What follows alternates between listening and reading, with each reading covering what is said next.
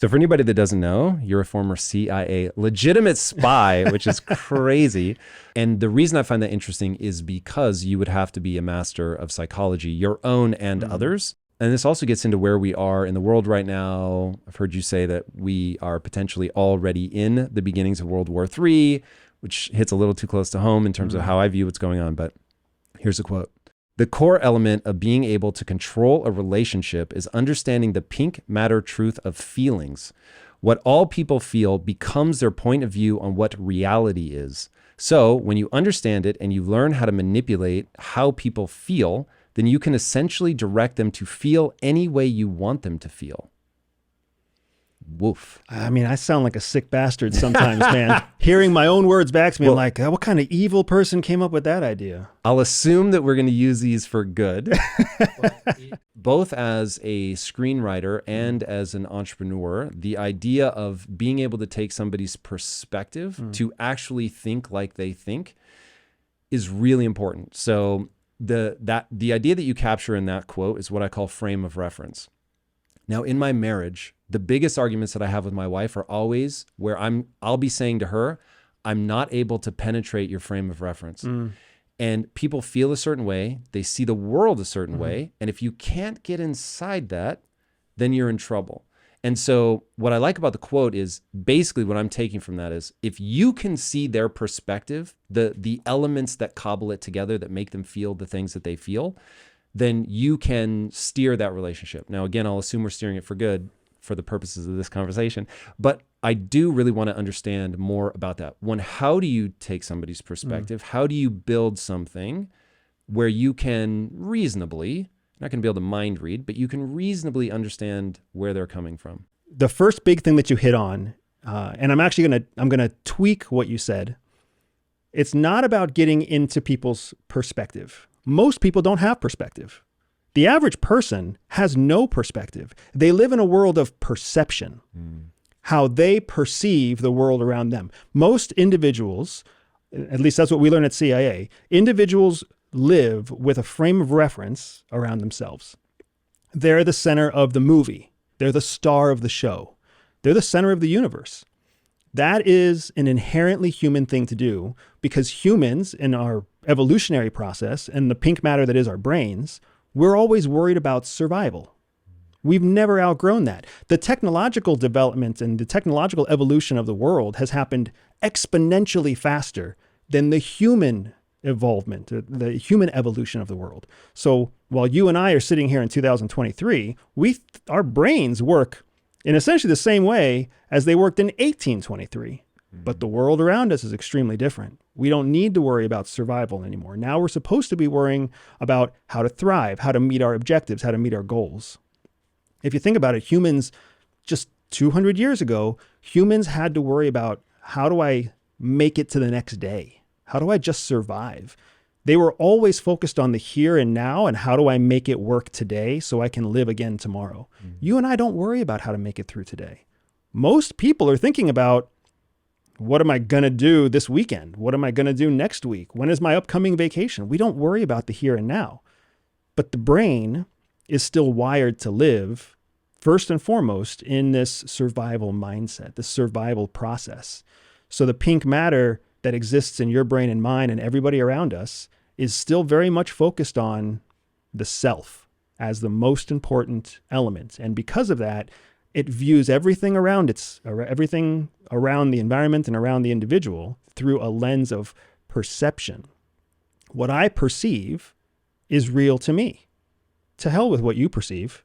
What I perceive is the truth. My stepdad used to lecture me about perception is reality. Perception is reality, Andrew. Perception is reality. And I disagreed with him from the time I was 12 years old. I was like, no, Dad, reality is reality. If I perceive a car coming down the road and it is in line to hit me, if I perceive that it's not going to hit me, it doesn't make a difference, right? Reality is reality. What CIA taught me was a better way of explaining what reality actually is.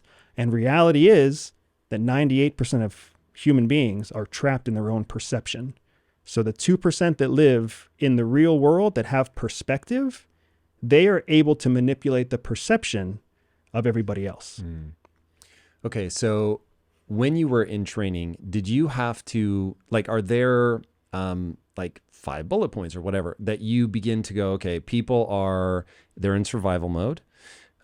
They're looking at the world through their own eyes. They have fears. Like, is there a framework by which you begin to understand the other person? Yes, there is. It doesn't really boil down to 5 bullet points, but it does boil down to essentially like a handful of short lectures, right? But Walk me through it. So here's how I imagine you. I don't know if this is real or not, but the very first thing I wrote down when I started researching you is how the hell do you manage your own anxiety when you're in spy mode and you can't give yourself away, but you have to figure something out about that person. So I imagine you walk up to them, whatever that, framework is, the rubric that you're determining who they are by, I imagine it kicks in right away.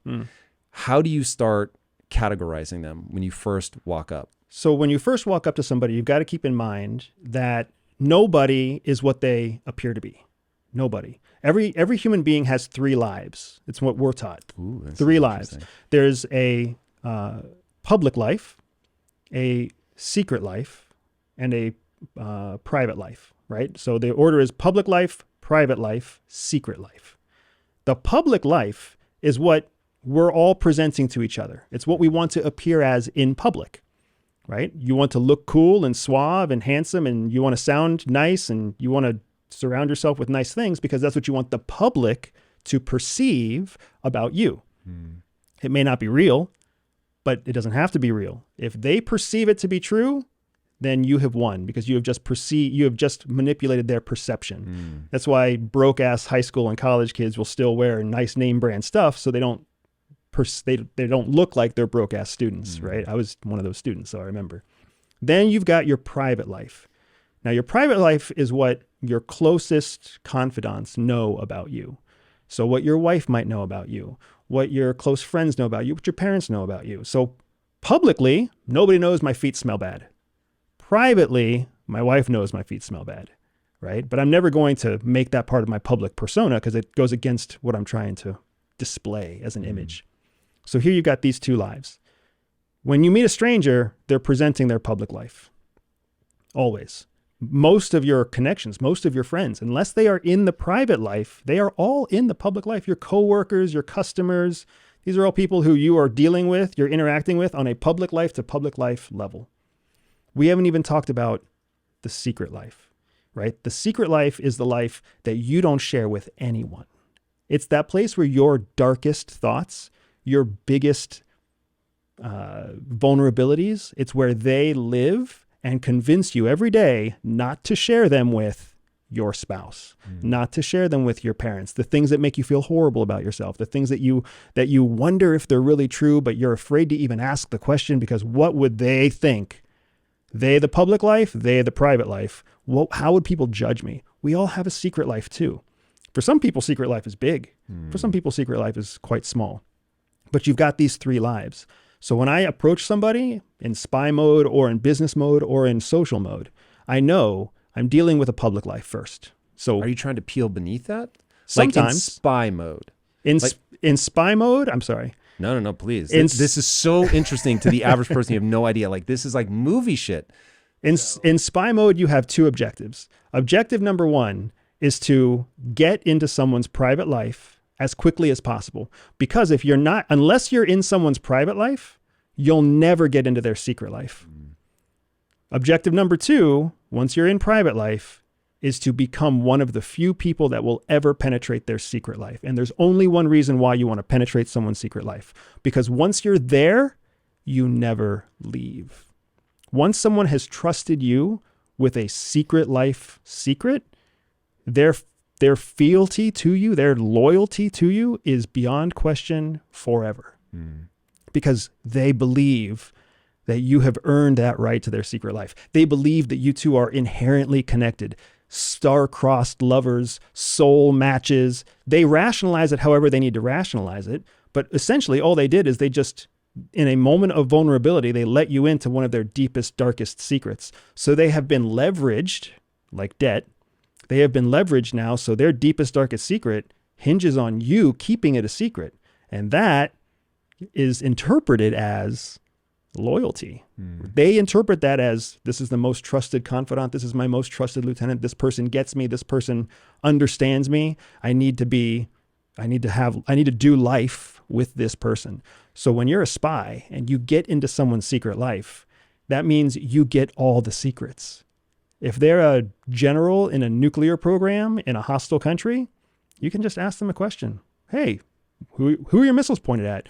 What's the temperature that you guys use? Or how often do you enrich your uranium? What's your primary source of uranium? You can ask them anything because they don't even care about that. That's all stuff that they basically have in their private life. You're in their secret life. That stuff's yours. They'll just give it to you. The stuff they really care about is, I'm really not happy. I'm trapped in this marriage that was arranged by my parents. And what I really like is this kinky thing with this whatever that's going to get me, killed in my own country. But I can tell you about it. So how do you get into that mode? I'm guessing you have to understand something about them first. So you have to know what makes them tick. You have to understand what's going to make them suspicious, what's going to trip them up. Are those like generally true, or do you have to tailor them to that specific person? You come in to any operation against a human being. So human intelligence is called human operations, human intelligence operations. Whenever you come into a human operation, you're using a generalized dossier of the target set. So if I know I'm talking to an Asian person who has traveled to Europe, maybe educated in Europe, their parents are well-to-do, they live in China, but they were born in Cambodia, you can kind of come up with a general sense of the person. Walk me through that, though. So are you thinking, okay, if you're born in Chinese culture, it's more collective in nature, so you probably feel a tremendous sense of pressure from your family, and so how do I leverage that? Or no, you have a certain reaction to authority, and if I can position myself like are you thinking like that? You are exactly. That's exactly how you're thinking. So there's a couple things to keep in mind. So first is that there's 3 developmental stages to the human brain. There's from birth to 7 years old. From birth to 7 years old, we're all sponges. We don't differentiate between true and untrue information. There's just information, right? This is one of the reasons why my son, when he was 4, just fell head over heels in love with his grandpa. His grandpa's wrong pretty much all the time. He just lies. He tells stories that never happened. He just makes stuff up, right? Oh, the reason this is happening is because of that. And I'm like, no, that's not true at all. My 4-year-old son doesn't care. Or when he was 4, he didn't care. But Babu, who he calls his grandpa Babu tells the best stories. So now my son is 10. He has left that first developmental stage. But because of those years spent with his grandfather, he is now predisposed to believe his grandfather. The second developmental stage happens from 7 to 13. In that period of time, you can start to differentiate true and untrue information. But you choose which information you want to give more value to. So you're still absorbing it, you still retain it, but you might have a preference for one bit of information or the other, right? So now this is the place where it's like, yeah, I know I ate broccoli once and it wasn't terrible, but I don't really want to eat it anymore. Before that, you're just like, and if you give a 4-year-old broccoli, they'll put it in their mouth. So 7 to 13, people start to have a preference for the information, but they still absorb it all. Puberty, from 13 to 25, nobody thinks about this. Puberty lasts until you are 25 years old. Damn. That period of time cognitively is characterized by the fact that you resist some forms of information. So now you actually have the cognitive capacity to hear something and reject it. And not even let it come into your brain at all. So 7 to 13, you hear it, you retain it whether you like it or not. 0 to 7, everything comes in. 13 to 25, you're actually rejecting information. So when we create a dossier on somebody, we're looking at those first 25 years. Where did they spend the first 7 years? Oh, they spent it in China. Lots of stuff we can high probability assume a number of things because they spent the first 7 years in China. Oh, they spent their first 7 years in Alabama. They've spent their first 7 years in New York. They spent their first 7 years in Canada. Lots of stuff you can pull from their foundation of how they were programmed. 7 to 13, they did this. Okay, so they were exposed in some places like Saudi Arabia, North Korea, Turkey, Syria. You can assume that some pieces of information they were just never exposed to. Right? They were predominantly exposed to one style of information. And if they were given other information, they may have absorbed, or they would have absorbed it, but the chances are they were never exposed to it. And then you look at them from their puberty years, 13 to 25. Where were they? What were they doing? What college did they go to? What high school did they go to? What countries were they in? Because now you know, well, what would they have been exposed to? What would they have rejected based on their predisposition to these other formative years? And now you're talking to them in their 35 or 45. After 25, neuroplasticity is still a thing for the entirety of your life, meaning your brain can always learn something new. But your worldview has been set by 25. So unless something comes in and challenges your worldview and you give it permission to challenge your worldview, you're never going to change the way you think after the age of 25. So we can largely assume that every person that we're talking to, especially if they're government, engineer, super secret squirrel stuff, they probably haven't been challenging their worldview since the time that they were 25. So now we have these different levels that we can use to make probabilistic assumptions about how they think and what they believe. When you have that dossier, that generalized dossier, then you can go into a more granular dossier about what they drink, what they eat, who they hang out with, are they cheating on their spouse, how often do they use their phone, all the really nitty-gritty detail stuff to create a picture of how you want to talk to this person. So that your first introductory line essentially predisposes them to want to talk to you for the entire conversation. And that's so interesting. So did you take classes on, like, okay, if you grew up in an American large city, here are going to be, some of the things you would have taken in by the time you're 13, or if you grew up in the Middle East, then it's, you're going to be probably Islamic culture. Here are like the main things that you're going to need to know about somebody like that. So at CIA, it's organized according to disciplines. So they do a really good job of making sure that people are compartmentalized in terms of their skill sets so that no one person can do everything. And they also capture the efficiency of scale by having some people be really good at one skill, so they can essentially like a industrial revolution, what is it called? Assembly line. So somebody says, we need to target nuclear engineers in Iran. And here is a list of, and then a different person, a different discipline says, here's 12 nuclear engineers that travel outside of Iran that we think we can actually get in front of. And then they give those 12 to an analyst team. And now your analytical targeters create that generalized dossier. And then those analytical targeters give it to human targeters who create the nitty-gritty dossier. Those human targeters then give it to actual field officers or case officers and say, here are the 12 people. Here's everything we know about their background. Here's everything we know about them individually. Here's what we know about their pattern of life, where they hang out, what they like to order at their favorite restaurants, and what days of the week they're going to be in those restaurants. And then they give it to the field officer so the field officer can review the whole case and say, here's how I'm going to do this. Here's the day, the place. Here's my opening line. Here's where the conversation is going to go. We create our conversation map, a map of how we expect the conversation to go with all of the different break-off points where it might go awry and how we bring it back together. And then we go and we execute. And we execute what's known as a bump or a cold introduction with a known target of interest. And a bump is your meet cute. It's where you're going to bump into them, I assume, is where that comes from. From their perspective, yeah, you're just bumping into them. Yeah. Right? From their perception, you're just same place, same time, and it's totally by happenstance because they're living in their world. If they actually lived outside of their world, they would realize an entire team of people just orchestrated this singular moment where I say exactly the right thing to you at exactly the right time to make the conversation continue. Jesus. Are humans laughably predictable? Laughably predictable. That's so Even I am laughably predictable, man. Yeah. Like it's you and your team invited me here knowing with high confidence how I was going to react, what I was going to say. I'm predictable. We all are. It's something that makes us human. It's just how you use another human's predictability that kind of defines whether you're typecast as hero or villain. So rough swags, how many personality types do we break into? There's science that basically, I lean heavily on the myers-briggs type indicator. It's what I was taught at the agency. It's what I've seen work in the field. So that's what I lean on. And they break people into 16 category types. Would that be in your dossier? That would be in your dossier. Your Myers-Briggs damn. would be in the estimated Myers-Briggs type indicator for you would be in your dossier. Whoa. The field officer actually meets you would then be able to tweak it further. Because again, public life, private life, secret life.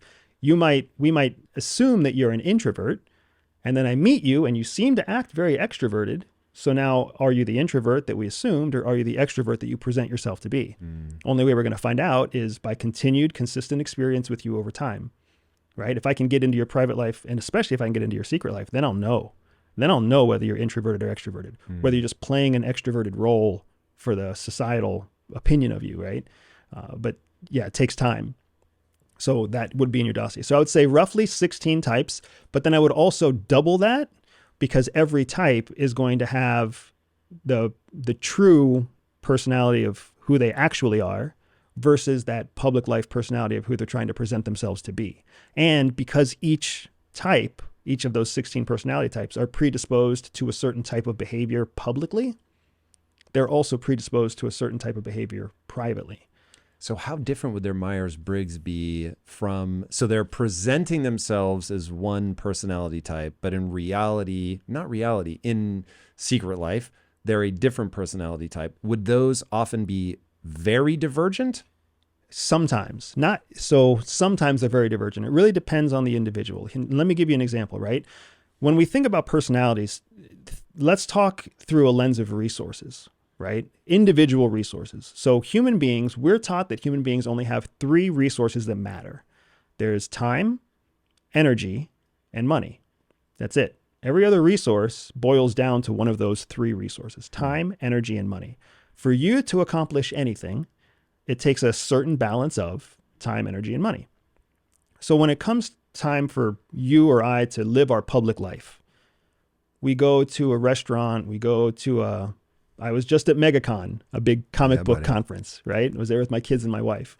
It takes a certain amount of money to buy the ticket, money to invest in the hotel room and everything else. It takes a certain amount of energy to put up with all those people and the lines and your kids going crazy for MegaCon and your wife trying to get in line to meet Beverly Crusher, right? From Star Trek. So there's a certain amount of energy that goes into it. And then of course there's a time element. When you meet with somebody, you have to understand how those 3 resources are being used at any given time. So if you meet somebody at the beginning of the day, they're most likely fully resourced.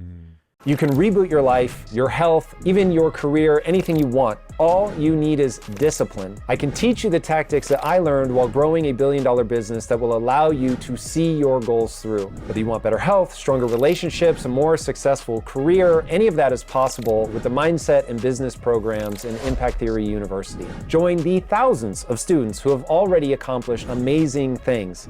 Tap now for a free trial and get started today. You meet somebody at the end of the day, the gas tanks are at different levels. Energy might be lower. Time is probably running on empty.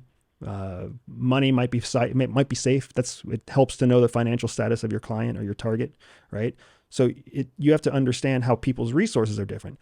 The more a person's resources are depleted, the closer they get to their true Myers-Briggs personality. That is interesting. When they're fully resourced, they can fake it.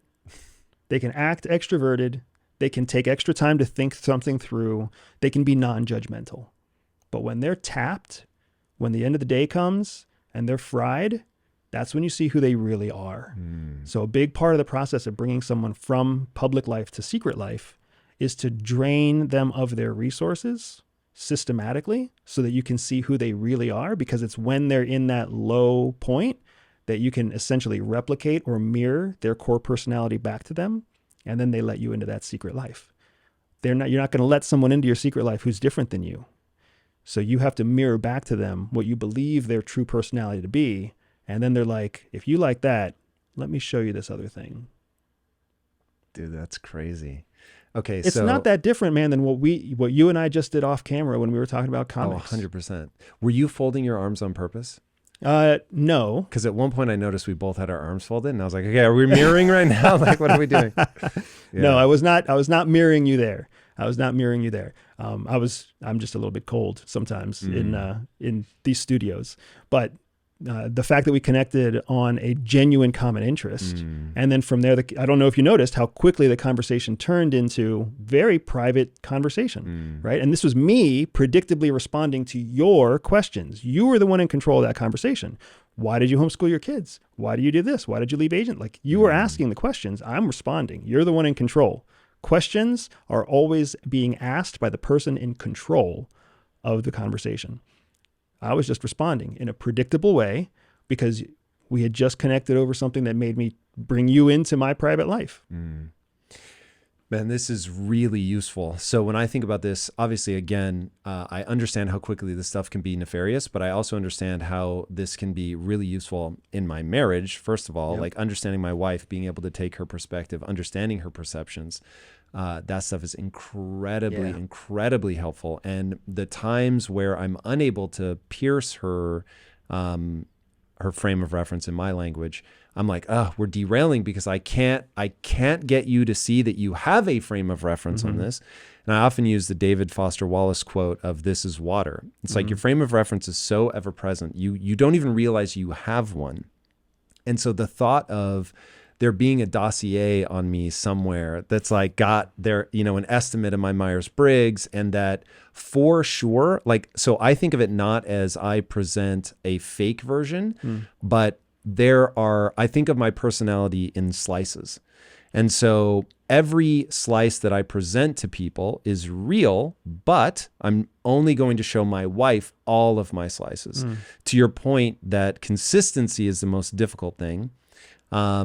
I just wouldn't be able to be like with my wife as long as we've been together 22 years. I wouldn't be able to be fake for that long. Right. Like at some point the jig is going to be up. You're going to like slip up.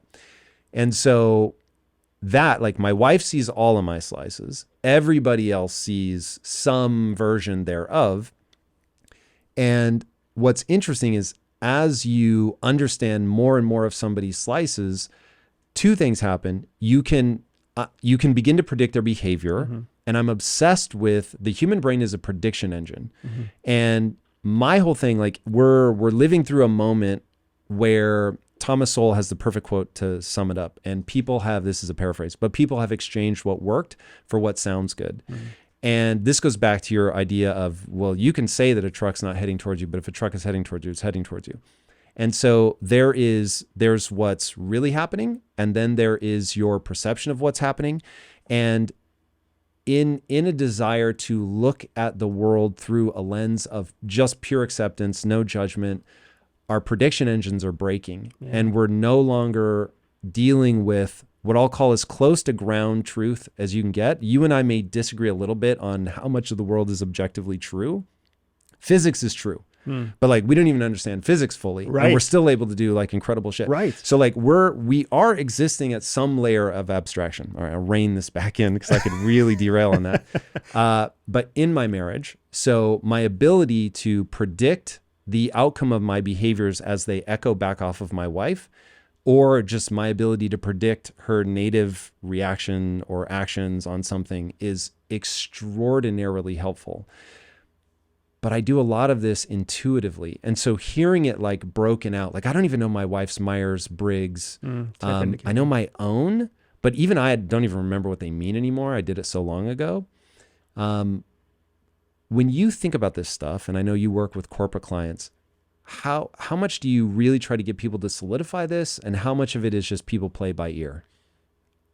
When it comes to how I teach others, I know that it's like you called me a master earlier, and I am not a master. I think the more you learn about something, the more you become an expert in something, the more you realize how much there is to learn. So I do not consider myself a master of human psychology or a master of human behavior.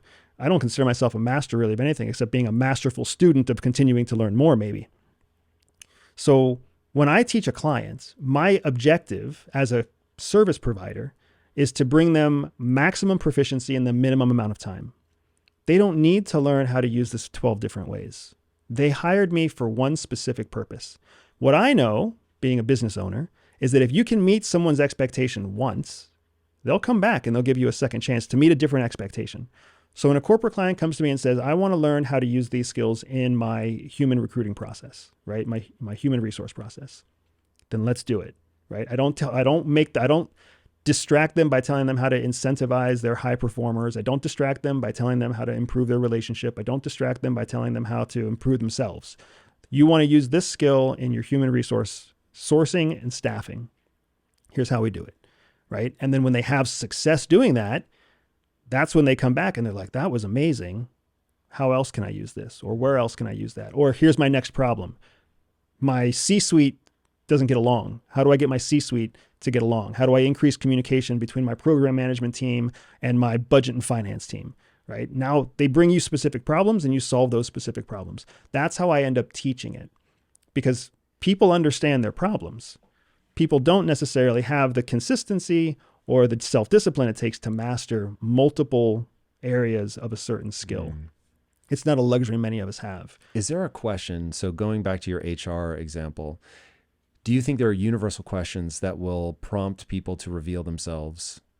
In general would be my ideal, but we can limit it to HR if we have to. So my instinct is to say yes, but I'd have to think through what those questions would be and how we would ask them. I'll buy you time to think about it. Here's the one that I use in interviews, because this is culture is everything to me. Like you might be really smart, but if you're not a good cultural fit, then we have a problem. And this goes back to what I was talking about. We're living through a cultural moment where people go, they're not,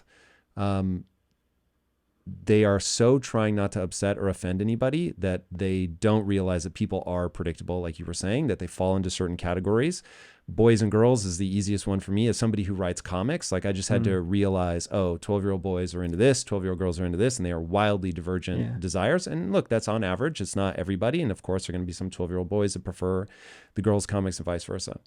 But in an interview, the question that I ask is, when was the last time you were offended? Okay. Now that matters to me a lot. What are you hoping to discover from that question? I am trying to figure out what their, if they have thick skin. And very specifically, what was it that triggered you? Because that to me gets me their frame of reference. Because I think everybody's offended by something. And the question is what? And if what you give me is something small, then I know, okay, there's no way. Like you're gonna, in a business where it's just data, like it's either working or it's not. We're not competing against each other. We're competing against the market and competitors. And this is, running a business is the closest that most of us will come to a quote unquote life and death situation where you can literally go out of business. Nobody has a job. The company is now dead. And as the person, that started the company, that's like real stuff. Like that's really high stress. And so I need to know if in that dogfight, if I'm going to have to overly worry about how I say things. It's a fair question. I would, now that you've given me time to stall and think through it, I would start with a question that has more to do with how they process information. I would start with a question like, how would you plan your ideal vacation? That is a good universal question for me because it's going to tell you how they process information, how quickly they respond to tasking, the time and resource demands that will go into any future tasking you give them while they're on the job. And the reason I come up with that is there's an exercise at CIA that they put us through called the 4 temperaments. And they break these 4 temperaments down into 4 different animal categories, basically. So the 4 animal categories are lions, foxes, cheetahs, and bears. Interesting. Right? Tell me more. So your lions are people who have a temperament to organize. Your foxes are people who have a temperament to create ideas, to create. Your cheetahs are people who have a temperament to take action. And your bears are people who have a temperament to build relationships. So why those animals? None of those seem self-evident to me. I don't know other why. than the cheetah. The fox is also relatively clever, right? I don't know why. I was just taught, and I just do what I'm told. Yep. So what ends up happening is you ask in a high-performance team. A high-performance team is a 4-block team, right? If you can imagine a square with 4 blocks inside it, and each of those blocks is representative of one of those animal temperaments. You need each of them in a high performing team. You can have a good team that doesn't have all four, but if you want a truly high performance team, you need all four present.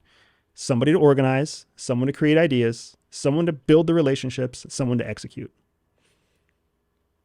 When you are looking to source somebody into HR, you already know who you're looking for. We need bears. We need cheetahs. We need lions. We need foxes. You should already know because you can run the temperament of your existing staff. And if you want to build a high performance team, you need all four blocks present. So you just find the missing block and then you start sourcing for that. The questions that you want to ask questions that disarm the person interviewing. Because guess what? Every person you interview is in what stage of their life? Or they're in what of their very public life. I need this job. I want this job. I'm prepared for this job, right? I'm prepared for this interview. Public life. So you need to disarm them if you're going to find your way into their private life. If you want to see how they actually behave, you can't ask them questions about the job. You also can't ask them questions that go against HR policy, federal policy about what you do in an interview. So you have to ask these elicitation questions, these parallel questions. And a question like, how would you plan your perfect vacation, is completely disarming to somebody. So if they say, well, the first thing I would do is I would make a list of all the places I want to go and how much it costs to be there and, what the high season and low season is. Now you're talking to a lion. Lions want to organize, right? If you talk to somebody, what's your ideal vacation? Oh man, I'm just going to jump on the next plane to Fiji. You're talking to a cheetah. Cheetah just wants to take action. What the hell are you going to do when you get to Fiji? I have no idea, but I'm on the next plane, right? If you ask somebody what they're going to do for their ideal vacation and they come back and they're like, I've thought about this a lot and I'm either going to Antarctica or I'm going to Africa or I'm going to, Saudi Arabia because there's all this cool stuff going on in all three places and they've got fantastic reviews. You're talking to a fox because a fox is full of ideas. And if you ask somebody, where are you going on your perfect vacation? I'm going to go anywhere my husband wants to go. I'll go wherever my best friend takes me. You're talking to a bear. It's all about the relationship with the bear. Nothing else matters. Right? So when you ask a one-off question, you disarm the person. You already know they're coming in armed up because they're in their public life. So you've got to disarm them to get into their private life. And then you need to ask something that's going to give you some insight into how they're going to react on the job. I don't disagree with your question about asking somebody the last time they were offended, but you run the risk of making an assumption that isn't accurate because you're asking them about something that they are their public life is going to influence their answer significantly because they know they're trying to get a job. They might say, I don't really want to admit that I was offended when my son, ate the last bowl of Cheerios because that's going to sound childish. So I'm going to say something else instead. What can I say that's really smart? Yes, I hear all of that. And I haven't gotten any of the really cool like Cheerio answers, but one, I never asked that question in the beginning. So we're going to be deep in the interview by the time I pull that one out. But when people speak, they cannot help but reveal themselves. And so no matter what lie they're trying to tell, like even the fact that they stumble and hem and haw is like already information. Now, maybe it's because they're not easily offended. And so they're like, Jesus, wow, I really have to think about that. But usually within the context of the interview, it becomes pretty apparent by the time we get to that question, whether they're stalling to buy time, trying to come up with something. But then other times, and I don't know if people just they're so caught off guard that they'll give you a real answer. And it's like, whoa, it's pretty revelatory. The one that I do along the lines of what's your vacation is describe your closet. How do you organize your closet? Or what does your closet look like right now? Don't give me your ideal closet. I want to know, what does your closet actually look like? And that will get, like, if I need somebody that's super detail oriented and they're like, okay, my closet is organized by color or designer, or it's like, okay, cool. Like this is somebody that really, like, there's a method to the madness. That can be pretty useful. Now, bringing this into the world of relationships, you and your wife both have a CIA background. Right. She wasn't an operative though. So I don't know if you guys are like constantly trying to evaluate each other, like take each other into the perfect setting. But how do you guys deploy these, knowing that you have to have psychological awareness, savvy, to, in my opinion, have a high functioning marriage? How much of this do you bring into your relationship? We bring a lot of it in. It's silly to not bring it in. We both joined CIA because we love this stuff. We independently joined the agency. We independently were vetted, recruited, trained, and brought in. We didn't meet each other until we were in complementary fields inside CIA, right? And then after meeting each other, after building a relationship, after falling in love, after getting married, then CIA turned us into a tandem operational couple because it was just the perfect cover. Two CIA officers married in real life can basically operate anywhere with very little outside support. So that was our nexus. That's where we were kind of forged in fire. Now, as business owners, because my wife is a co-owner of the business, and parents and spouses outside of CIA, we really lean heavily on the tools and the language that CIA gave us to understand human psychology. Probably the most impactful piece of everything they gave us that plays into our marriage, our relationship now. I was telling you about the 3 different developmental periods, right? 0 to 7, 7 to 13, 13 to 25, and over. We have this concept at CIA that we call the 1,000 personalities. Everybody has a core personality, that under-resourced, drained of all, all excess time, money, and energy. This is who a person is. But then you have 1,000 personalities that you can play, depending on what the scale is of your time, energy, and money. So this idea of 1,000 personalities has been incredibly valuable in marriage because it makes it so that you can be gracious and forgiving to any of the 1,000 personalities that present themselves at any time that you are also in one of your 1,000 personalities. And it really boils down to these, for us, my wife and I, it boils down to these 3 developmental phases. Sometimes she's dealing with me and I am little Andy. Andy 0 to 7. Sponge Andy, hurt child Andy. My father died before I was born, so sometimes she's talking to Andy, who was raised by just his mom and his grandma. And when she's talking to that Andy, or when that is the Andy responding to some disaster in life or business, right? She can call it out. She can say, hey, I'm not trying to hurt little Andy's feelings here, right? I need to talk to adolescent Andy. I need to talk to puberty Andy, right? Does that wind you up in the moment? Like, does that annoy you, or are you like, oh, word, thank you? That's exactly what it is. Now, because we speak the same language, because I speak to her little Jihi, right? My wife's name is Jihi. I speak to her little Jihi. I speak to her teenage Jihi. I speak to her grown-up Jihi. I speak to her CIA Jihi. I speak to her mom Jihi. I speak to her wife Jihi. I speak to her business Jihi. And now we're not trying to point fingers and trigger each other, because we're not saying, hey, you're being a child. We're saying, I need to speak to this personality, right? I'm having a problem. I need this problem solved. And the best person that I know to solve this problem is business Jihi, right? So I understand that you're in the middle of making a peanut butter sandwich, and I understand that you didn't get enough sleep last night, and I understand that you're really hoping that you get your bath later tonight. All of those things are valid. But for this 5-minute conversation, I need to talk to business Jihi, right? And she can do the same thing to me. That's really potent. It's interesting how we bring these different frames of reference. You can snap yourself into actually feeling differently. Like I would never have used those words, but I can snap myself out. Maybe that's not quite the word. I can wildly diminish my anxiety, which has always been my struggle. I'll say the phrase, remember who you are.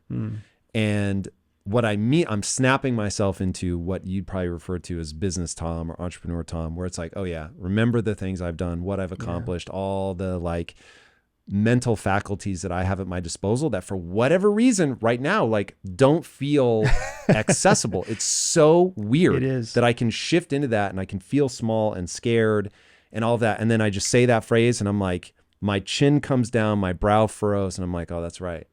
I know who I am and what I can do. And so the 1,000 personalities, knowing that you're in one of these different ones. You are those other things too, though, brother. I'm not diminishing your, remember who you are mantra, but I want to encourage you also not to diminish. You are all the other things too. You are still the 0 to 7. You're still the childhood Tom. Is that useful somehow? Absolutely, that's useful. I despise those moments. And that might be why the experience happened at all. And some part of that experience shaped who you are now. So there's a resource in those experiences. when you carte blanche reject them because you despise them, use a term like that, I'm sure there are things that happen between 0 and 7 that you don't despise. Oh, I didn't mean the age, only that feeling of being anxious and that feeling sucks. Too weak for something. Hate. Yeah, that feeling sucks, but we're talking about a feeling. We're not talking about a rational frame of reference, right? We're talking about a feeling. So as an example, in marriage especially, your spouse, because your spouse is the closest person to your secret life, perhaps your spouse is in your secret life, which would be awesome if you have your wife in your secret life. My wife is very much in my secret life. Your spouse understands you at a very deep level if she's in your secret life or he's in your secret life. And sometimes they suspect that what they're dealing with is some sort of memory, trauma, behavior, conditioning that happened when you were a child, 0 to 7. So they get the benefit of being able to call that out if that's what's happening, or if they suspect that's what's happening, when you engage in that kind of openness and say, this is what I was like as a kid. For me, I was always competing for attention, my mom's attention, because my mom was a single mom. She was working 2 jobs, sometimes 3. She was going to school. I spent a lot of time with my grandma. All I wanted was mom, because what does every child under the age of 7 want? Mom. They say they want dad sometimes, but they want mom. They want that nurturing, loving, maternal figure. And I didn't have that very often. So I learned very young that I had to compete to get mom's attention, and that competing to get mom's negative attention was not a good way of doing it. So acting out was not productive. Instead, I had to excel. I had to exceed. I had to be super helpful around the house. I had to be super independent. If I could get up at 6 o'clock in the morning on Saturdays, I could watch my cartoons, pour a bowl of cereal, be awake and be alert and be fed by 6:30 in the morning when my mom woke up, and she'd be like, Andrew, did you feed yourself? Good job. And what are you watching? And let me sit with you. And then I got mom's attention. So my wife knows that when I'm showing that attention-seeking behavior to her, to clients, to whatever else, she knows that it's going to drain my resources very quickly. So she'll call it out. She'll be like, hey, is this little Andy trying to seek attention because he sees some sort of opportunity? Or is this business Andy cultivating a client with biz dev or whatever else? And then I can look back and say, oh yeah, it's a great call, girl. Like, if I'm putting this much energy into a client, it better be the right client. If I'm putting this much energy into whatever, the neighborhood watch parent, then it better be for a good reason, because I'm going to drain resources. And when I drain those resources, who's going to pay the penalty? My wife, my kids, my staff. So it's really useful to me to have her be able to communicate to me in those terms, and for me to understand that there are advantages that come from 0 to 7, 7 to 13. I mean, my worst years of my life were from 13 to 25. Those were hard, horrible years. Most people, those are hard, horrible years, right? Was there something specific? I was in the military. I should have never been in the military. Like ROTC? I was an Air Force Academy graduate. So 13 to 14, right when I was going into puberty, my stepdad was a Vietnam vet and he ran a very military household as it related to me, the stepson. So part of me was always prepared to go into the military because my dad told me, right? You're out of the house at 18. You're either going into the military or you're getting a job. You're not going to college because we don't have any money for you to go to college. So that was always my rubric, right? I'm going to get a job and I'm going to go into the military, but I don't have a home. April 18th, the day after I turned 18, I no longer have a home. And my dad made it very clear, like, this is how it's going to work. Were you still in high school? I was my senior year. 18, I was going to graduate in May, and April was my birthday. So you didn't even get to finish high school? So I'm sure that they would have. I got to finish high school, but I needed a plan. Right. Like I had to demonstrate that I had a plan. It wasn't like I was going to graduate high school and be able to stay at home. Right. And I kind of knew that. So, back up 16, 17, I'm making this plan for when I turn 18, because I've been conditioned by my stepdad since I was like 12. You're out of the house at 18 and college is not an option. So I happened to find that a military school, the Air Force Academy, is a full ride scholarship to a university, and it's also in the military. So what is little Andy? 0 to 7 Andy thinking, well, maybe I'll make my stepdad happy if I go into the military. Maybe I can erase all of these years of pain and torment and trying to impress him if I just show him that we're the same. And I joined the military. Should not have joined the military.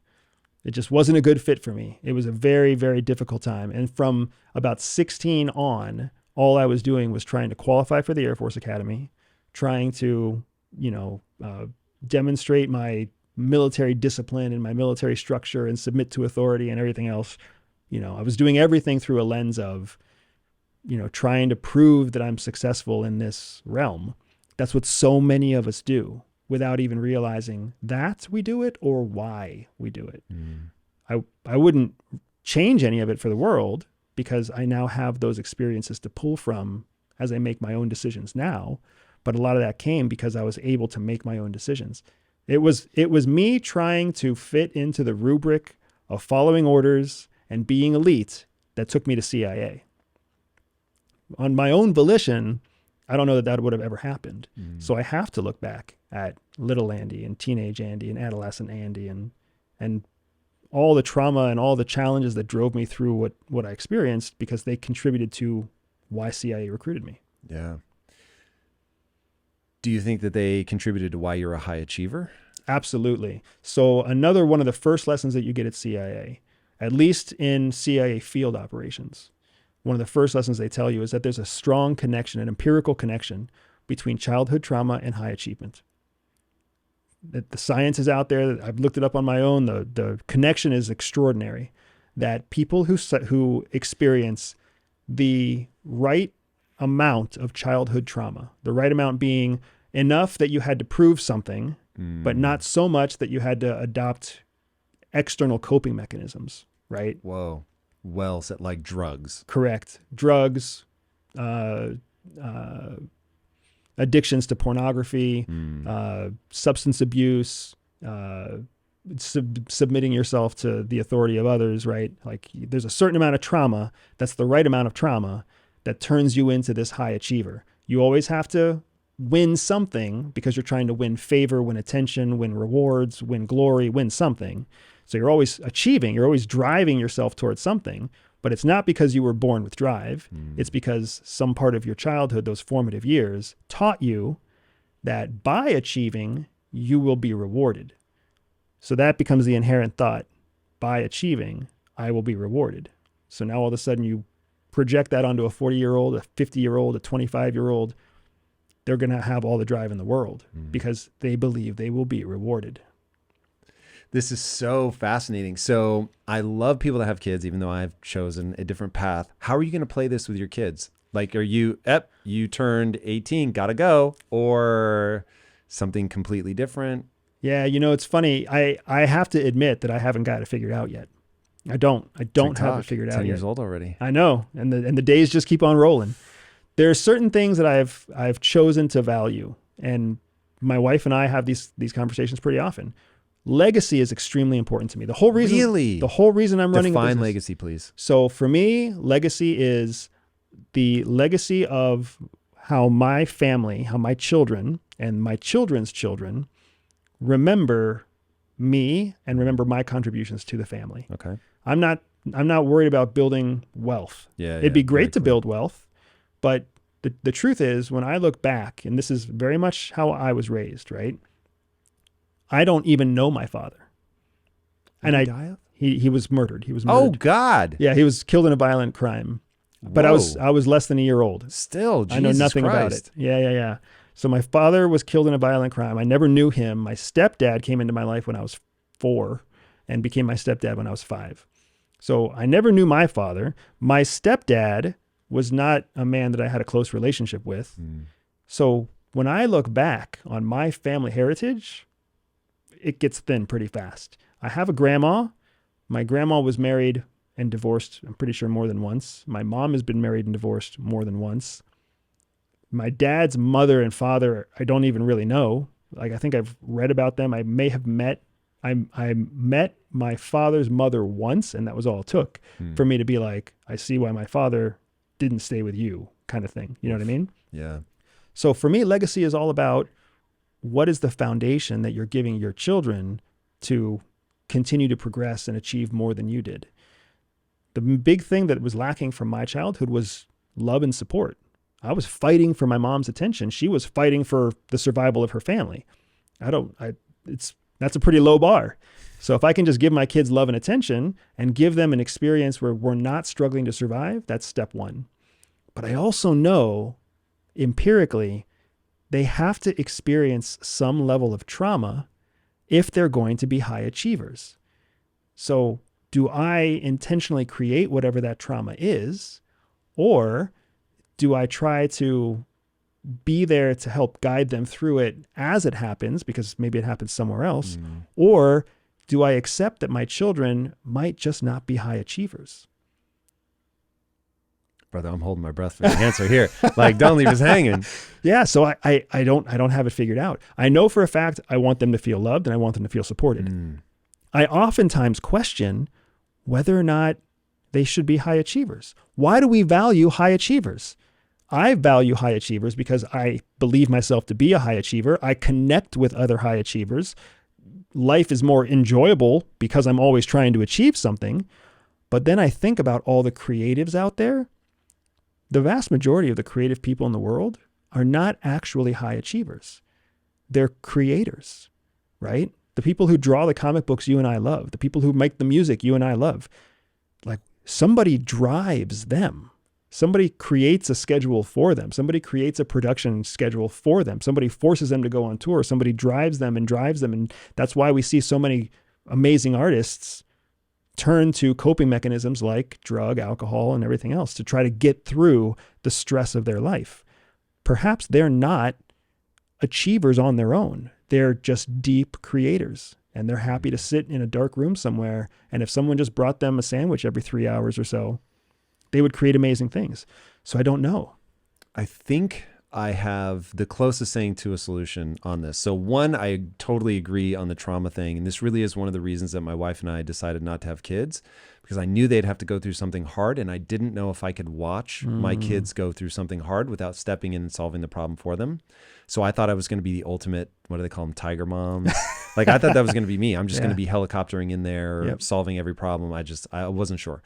So the way that I approach this is through the lens of fulfillment. So I really believe that we are biological creatures, and there are subroutines running in your pink matter, whether you want them to be or not.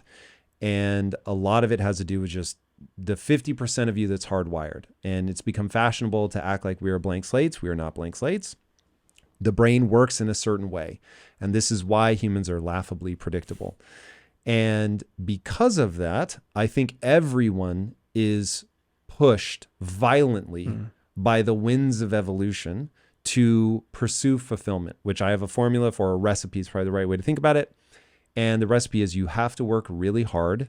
I can go into why, but you have to work really hard to attain a set of skills that allow you to serve not only yourself, but other people in a way that you find exciting. Like that's it. If you're doing that, then you will feel centered in your life. It doesn't mean that you won't go through grief. It doesn't mean that life won't get brutal at times, but it does mean that you have an orienting mechanism. In fact, I think it was you that said, in fact, what is life about? What's the meaning of life?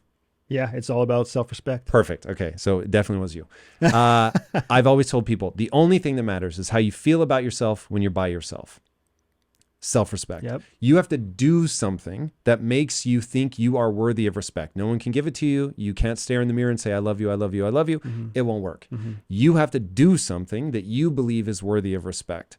And part of that, I think, for people to respect themselves is they have to do something that they think is exciting, but is also honorable in that it helps not only themselves, but other people.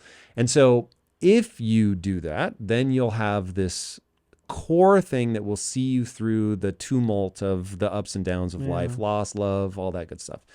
And the one trick in all of this is that you're going to be super driven, I think, to feel good about yourself. You're going to have dominion over your own life, which means when you say you're going to do something, you do it. That takes an insane amount of discipline and drive.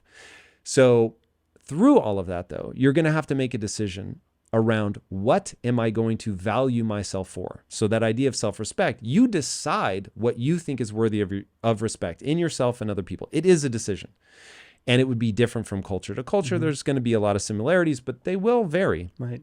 And in that, if people make the mistake of saying, I value myself for the achievement, you're dead. You're done. Your life is going to suck. You're screwed, because there are going to be times where you nail it and you're going to feel good, but it will be so related to whether you got the outcome or not. It won't even be fun. And so you hear about all these gold medalists that are like, okay, first of all, it was a nightmare trying to win the gold medal. And then once I won it, like my life was completely empty.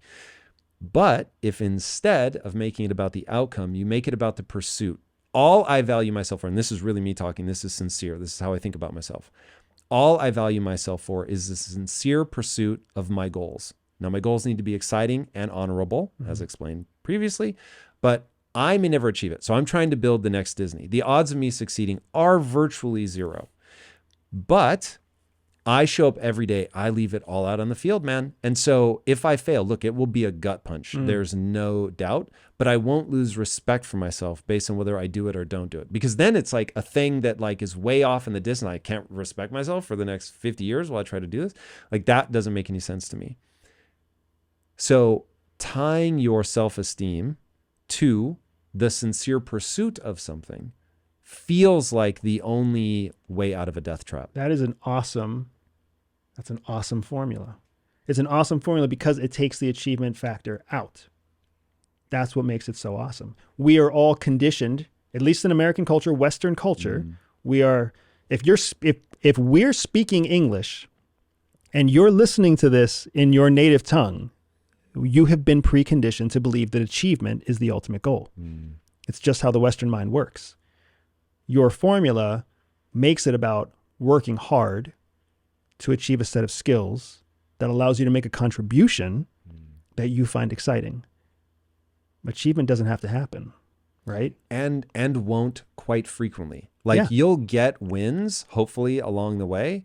But because I work with so many people that are trying to build businesses, I'm always telling them, look, the success is not guaranteed, but the struggle is. This is going to be hard, no matter what you're trying to do. You're trying to be a piano teacher. You're trying to build the next Microsoft. Doesn't matter. It's all going to be hard. Now the question becomes, will you love the struggle or not? Because you may never achieve your goal. And even if you do, it's some amount down the road. And so if you're not loving the difficulty, you're going to have a hard time.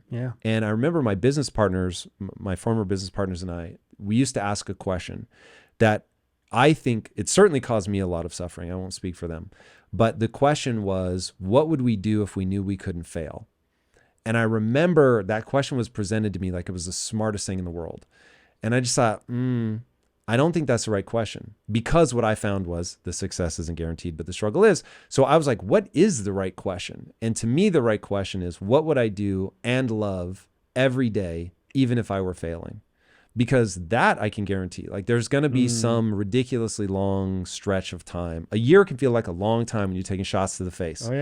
And in that year, what would you love doing even if it wasn't working out? And then do that thing, right? And so that has been an organizing principle of my life. So unfortunately, I chased money for almost a decade, and that was miserable. And the irony of my life is I don't end up getting wealthy until I stop chasing money and I start chasing purpose. Now, business acumen is a huge part of my success story. So I don't want people to get delusional that like, oh, it's some Pollyanna story, and once you just love other people, everything works out. No. But once you have another thing that's going to keep you pushing when things get hard, now you've really got a shot. But yeah, so many people orient themselves around, I imagine myself standing on the podium, winning the award, getting the Academy Award, making millions of dollars. And I'm going to feel at that moment the way I feel about the people that I look at when they win. But it's a very different experience to win the award, get the money, than it is to look at the person winning the award and getting the money. You know, I love that idea of embracing the struggle, because the closest thing I have found to espionage, the closest thing I found to spy work, is business. I knew you were going to say that. It's the closest thing out there. All the sense in the world to me. It's the closest thing out there. You have to get in the head of your client, just like you have to get in the head of your target. The constant experimentation, the constant shots to the face, the constant failure. We have something called a probability curve that we use at the agency. And the probability curve is basically telling you that the most probable outcome is failure. 80% of the time, you're going to fail. 20% of the time, you're going to succeed. So you've got to be ready to fail 8 times before your first success. And that doesn't mean it's going to be an exponential success. It's just not a failure. Right? It might take 30, 40, 50 swings before you actually hit that home run. So what's going to keep you swinging? What's going to keep you swinging? Because you're not going to get excited when you hit a base hit after 8 swings. You're just not going to get excited about that, right? What's going to keep you coming back day after day after day? And in business, it's the same way. I've gotten to use all of the SPY skills in business. I've gotten to meet amazing people in business. I've gotten to go to amazing places in business. And that's exactly what espionage is like. And I'm just in a blessed position now where our business continues to succeed and continues to thrive. And we just double down on what we know works. Keep holding it, keep treating it like it's a spy operation, and keep teaching people that business is the closest thing to spying because it works. We don't know. I can't say that I know why it works. I can only tell you what I know about espionage and why espionage works. And I'm seeing that the correlation exists in business as well. I have to imagine that it's because it's psychology. Business is entirely psychology. When you're writing a sales letter, email, Twitter post, whatever, it is you trying to understand what will be heard, not just what is said. Yeah. And whether I'm interviewing somebody, whether I'm working with one of my employees, it really is a game of psychology. And so I more or less teach people how to be CEOs inside of what we call Impact Theory University. And I did this high ticket thing for a while. We'll probably bring it back at some point.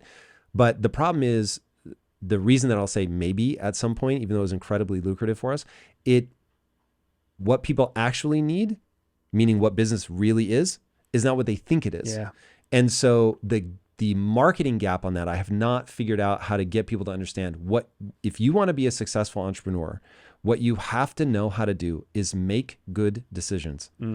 And what people think they need is a great marketing funnel. And you do need that. Yeah. But that's like down the road, right? And you do need good copywriting skills, and you do need good sales skills.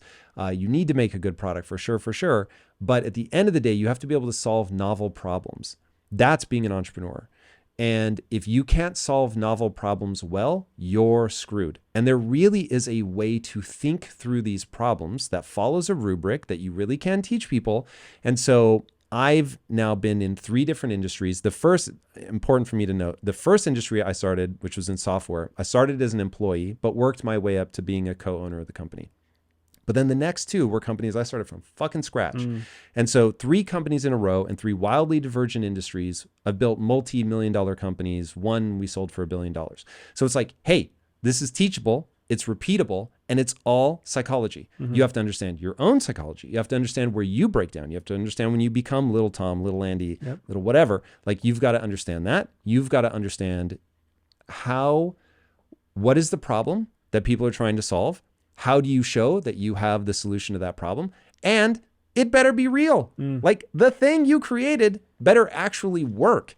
Because if it doesn't, now you're going to be in trouble. So that means you have to be able to see your own perspective. You have to be able to break it down so you're not lying to yourself, so that you recognize what's working and not working. The truth is, hitting your career goals is not easy. You have to be willing to go the extra mile to stand out and do hard things better than anybody else. But there are 10 steps I want to take you through that will 100x your efficiency so you can crush your goals and get back more time into your day. You'll not only get control of your time, you'll learn how to use that momentum to take on your next big goal. To help you do this, I've created a list of the 10 most impactful things that any high achiever needs to dominate. And you can download it for free by clicking the link in today's description. All right, my friend, back to today's episode. I don't claim to have the answer here, but we have a similar problem in human intelligence operations. And this is where I believe the the public disdain for CIA comes from. CIA recruits us. Another one of the lessons they tell us is that they recruit us for something known as moral flexibility. That just sounds horrible. It just sounds horrible. Yeah. It sounds like the book you recommended, right? A billion wicked thoughts. billion Oh my wicked God, thoughts. That book is so good. But- for anybody that has a strong stomach. When you hear moral flexibility, you have the same reaction, right? Oh, that sounds horrible, but it sounds so good. So moral flexibility is essentially the idea that you can you can shift your ethics and your morals around some other objective, right? If you don't have that, if you have strict morals and strict ethics, you're not going to do well in clandestine operations. You're just not. You have to have flexibility to say, What becomes your guidepost? Is it protecting Americans? yes. It becomes, honestly, as again, this is where people don't like CIA. CIA's mission is American primacy. That's it, right? That's the goal. It goes I'm a all child of the 80s. I love American primacy. I love it the most. I know that's so out of fashion right now. It is out of fashion. I think it's crazy. Everybody should want primacy for their own country. They absolutely should. And if you're an American, the fact that we have the freest country in the world, do we have problems? Yes. Are our problems anywhere like other countries' problems? No. Spoken by somebody who's been in other countries. It's nuts, man. It's incredible how people lose perspective. They never gain perspective. They're trapped in their own perception about how bad America is. Right. America's messed up. I'm not saying it's not. We're an adolescent country. In the developmental stages of a country, we're just over 250 years old. I think we're just under 250 years old. We're freaking adolescents. We're teenagers. Of course we're all fucked up, right? What teenager do you know that has it all figured out? We've got growing to do, but let's not negate the progress that we've made just because we're not where we want to be yet, right? But either way, moral flexibility is this idea that you can change your personal ethics to fit a larger goal. Ours is American primacy. CIA believes, and the government of the United States believes, that as long as America is the strongest country in the world is a safer place to Americans. If you don't like the way that sounds, then you don't want to work in the government, right? We're not worried about the security of Nigerians. We're not worried about the security of Australians. We're not worried about the freedom of human rights in, Sri Lanka. That's not our first goal. It might be somewhere at like goal 75. Right. Goal number 1, keep Americans safe, give Americans every opportunity to succeed in a world that's dominated by the United States. It's going to be dominated by somebody. It's going to be dominated by somebody. Exactly right. So this idea of moral flexibility is a big part of what CIA recruits us to do. They recruit us because we have moral flexibility to make that American primacy mission happen. And then they also teach us that when you are engaging with somebody, a target, and that target has potential value to the mission, sometimes you have to veer from your own ethics about dealing with people to meet them where they are so that you can get into their private and secret life and guide them to where you need them to be. Did that mess with your head, or do you find that easy? I found it thrilling. I wouldn't say I found it easy. There's a learning curve there, but it was absolutely thrilling. It's like you said, something you enjoy doing, right? Something that brings you excitement. Learning how to manage people, like manage them I say manage. We learned how to manipulate people. That's what CIA taught us how to do. We weren't making friends with these folks, right? You're finding the most powerful, most vulnerable people in the world who have access to secrets that keep Americans safe. That's not a big population. There's really only a small population that has that level of access, that level of secret access, right? You had to find them. You had to befriend them. You had to get into their secret life. You had to get them to commit the safety of themselves and their family to you. And then eventually your real goal is to institutionalize them so that you can basically leave and a junior officer can step in to maintain that relationship. Do you reveal who you are at some point? Sometimes. Sometimes you reveal who you are. Sometimes it's better to leave what we call a fig leaf, where they think they know who you are, but they're never really sure. Because if they were sure, they might self-destruct. Right? That's another thing, another predictable human thing. Human beings like to self-destruct. We like to self-destruct. What? Yeah, we all carry this self-destruct button on our chest. That's what we say, right? A big red self-destruct button. So when we start to get ourselves into trouble, you start to lie And then you tell compounding lies because you're trying to get yourself out of the situation that you got yourself into. Inevitably, you're going to land on a point where you're like, I just need to come clean. Whoa. That's something that we do, right? And then you've got the people out there who refuse to lie because they're so afraid of that moment that they only tell the truth. Yeah. Well, when you only tell the truth, guess what you do? Whoa. I'm evaluating myself internally like crazy right now. So keep going. So Why do we like to self-destruct? we like to self-destruct because we in our brains we create this low probability outcome where all will be forgiven and we'll be able to reset.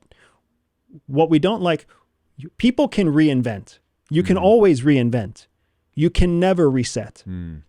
This isn't a freaking Nintendo, right? There's no hitting select or start and starting all over again.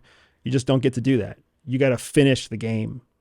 And then you can restart, you can reinvent, you can recreate, but you can't go backwards. You can't reset. So true. We keep so thinking that we can reset. We keep thinking that we can go back to the blank slate that you already said never actually existed.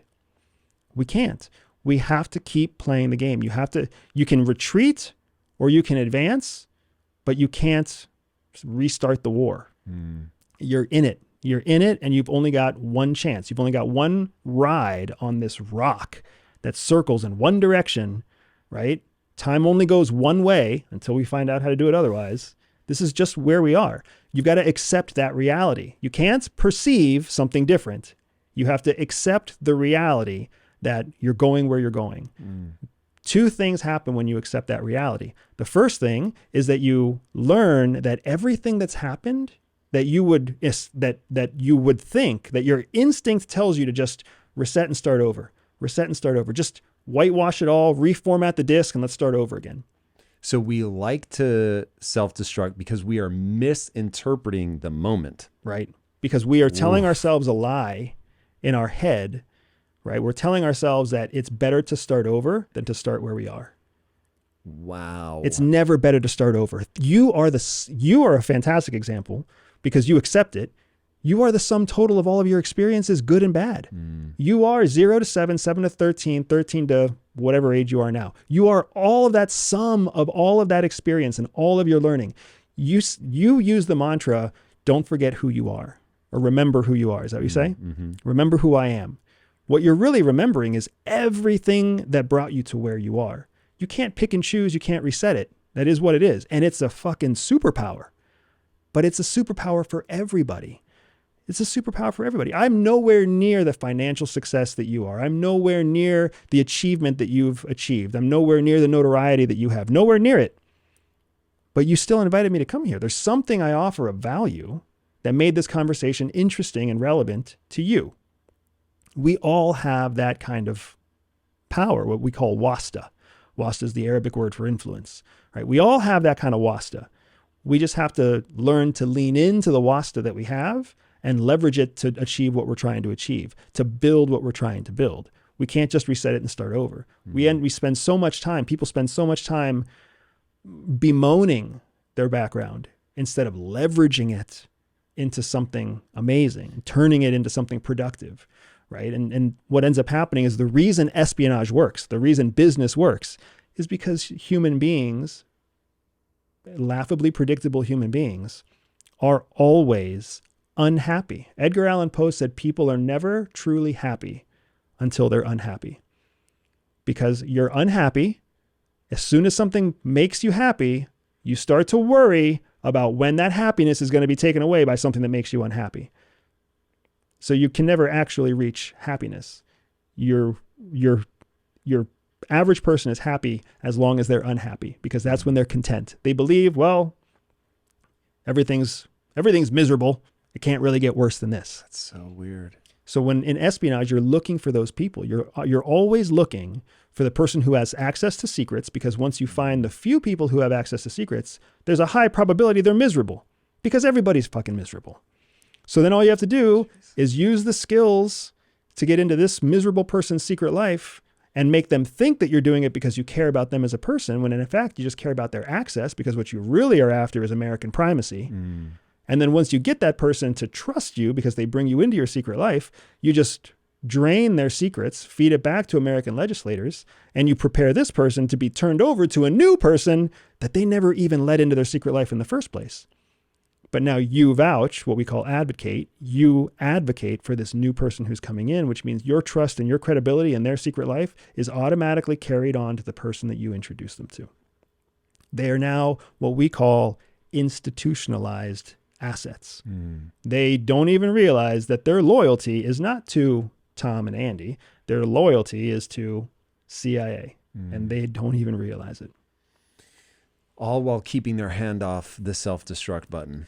And because you're keeping their hand off the self-destruct button, because remember how I was telling you sometimes we leave them a fig leaf? I'm sorry, I'm just rolling here, man. If I'm cutting you off, interrupt me anytime. No, this is amazing. When a spy realizes, oh shit, I'm giving away secrets, what they think to themselves is, I need to go self-report. I need to go tell my boss. I need to go tell the police. I need to go tell something, because if I'm caught, especially in the countries that we steal secrets from, if I'm caught, they're going to kill me. They're going to kill my wife. They're going to kill my kids. They're going to kill my parents. They're going to make us all a public spectacle to make sure that nobody ever does this again. So they're stuck between a true rock and a hard place, because they think to themselves, if I self-admit what I'm doing, I might get killed. If I get caught doing what I'm doing, I might get killed. So the self-destruct button they have is to pull away from you, to like go into hiding, and then potentially to leak it at some point in the future. So then you lose access to them immediately. 2 years down the road, they still self-destruct. They still tell somebody, man, this one time I was talking to an American and I accidentally gave him like the codes to our nukes. And I realized that maybe I shouldn't trust him. And then somebody reports them anyways, and families get killed. Jesus. We have to protect them from their own natural instinct. So a big part of why we continue to meet with our assets is so that we can constantly cultivate and train them to resist that urge, right? There's no resetting. How do you get them to resist that urge? What you're doing is good. Yes. I care about you. Positive reinforcement. What you're doing. Nobody spies for the reason they think they spy. Just like you were saying, people don't want to know about business. People don't want to learn what they need to learn. They want to learn what they want to learn. I'm totally massacring your own quote. Right, but people don't spy for the reasons they think they spy. People spy for what's known as a core motivation, right? We call it a core motivation. And there's only 4 core motivations.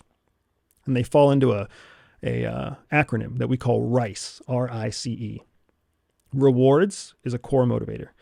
Ideology is a core motivator. Coercion is a core motivator. And ego is a core motivator. There we go. Those are it. That's all you got. Wow. Every human being is driven in every decision by those 4 things. Oh, dude, I love these rubrics. These are fantastic.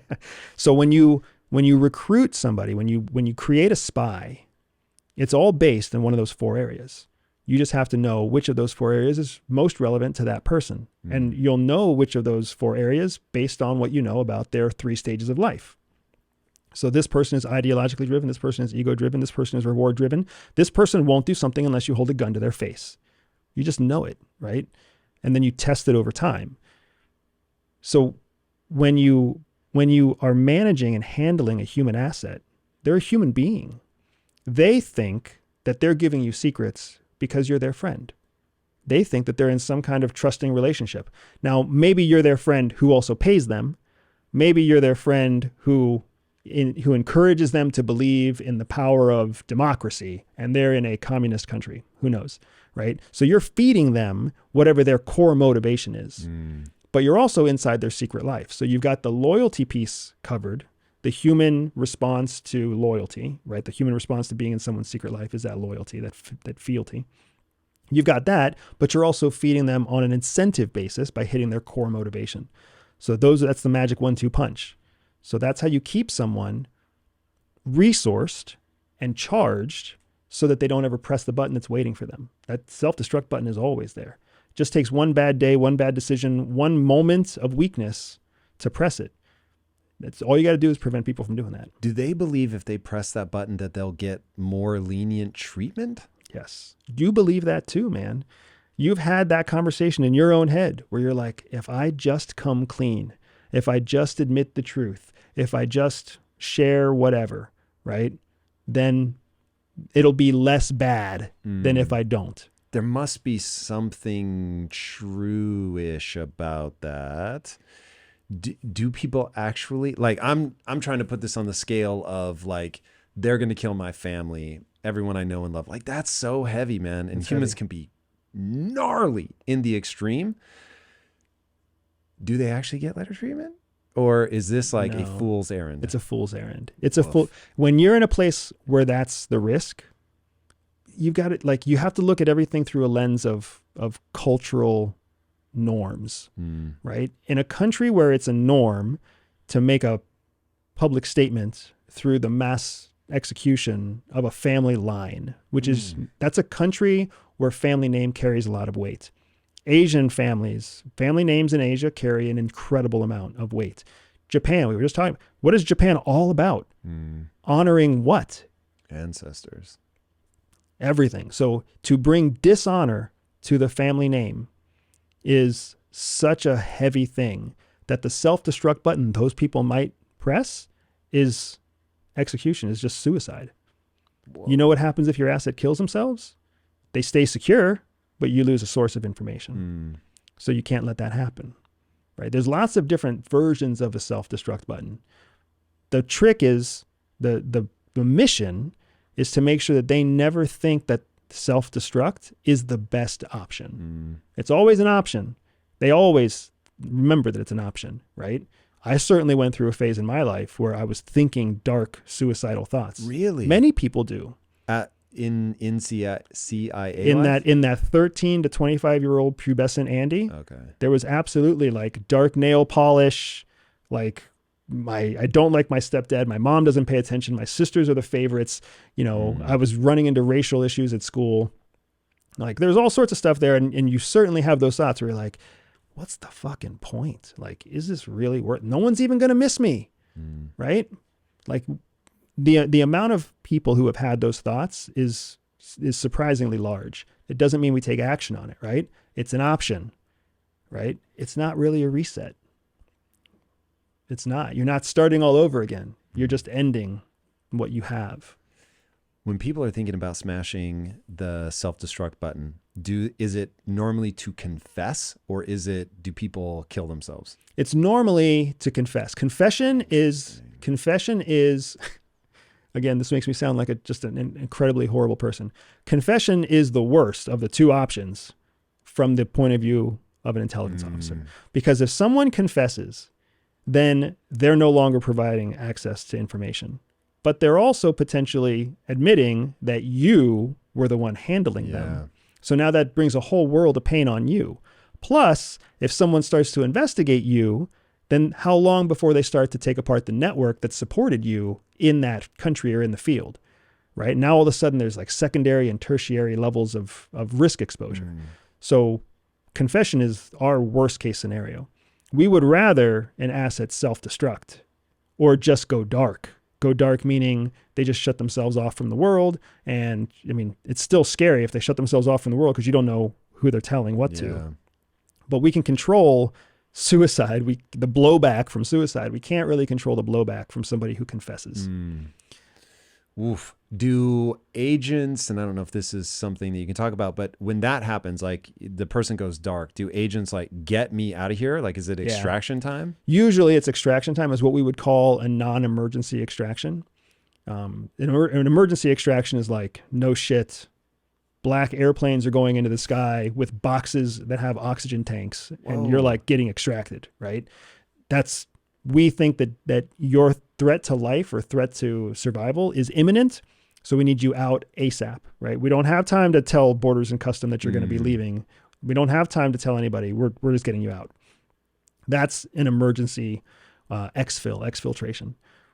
When we have a non-emergency evacuation or a non-emergency exfiltration, then you can go through the established lines. It's a race against the clock, because the question becomes, can you get across the border faster than the person who went dark can turn themselves in, submit your name, and the bureaucracy of the local police force can get your name to the border crossing agents, right?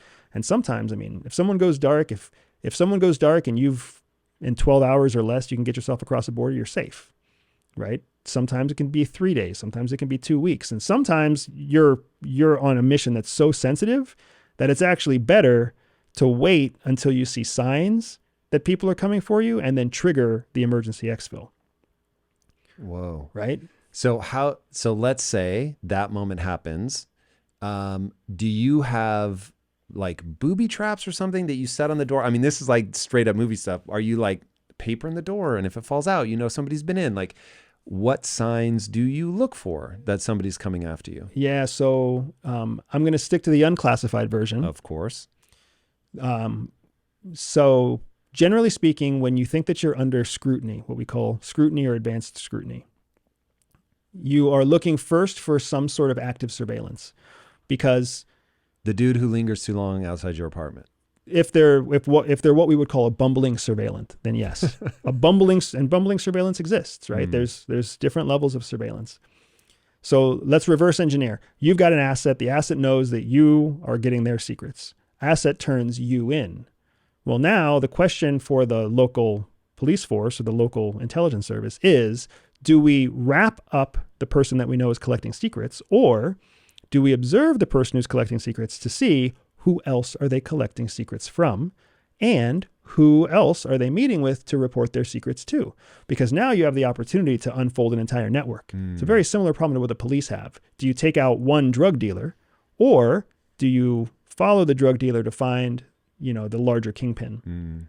So the first thing that we do when we suspect that we might be under scrutiny is amp up our situational awareness to observe whether or not we think we're being observed. So yes, bumbling surveillance would be a potential that you're being observed. Usually bumbling surveillance exists naturally.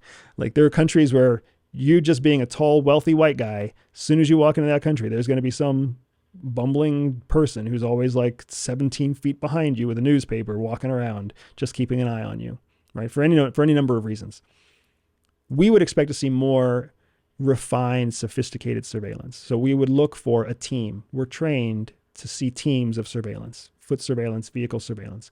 We're trained to know when and how to look for closed television, closed circuit TV, and or aerial drones. We know when we can spot them at the right time to confirm if they're after us, right? And if we see sophisticated surveillance, then we can trigger the next step.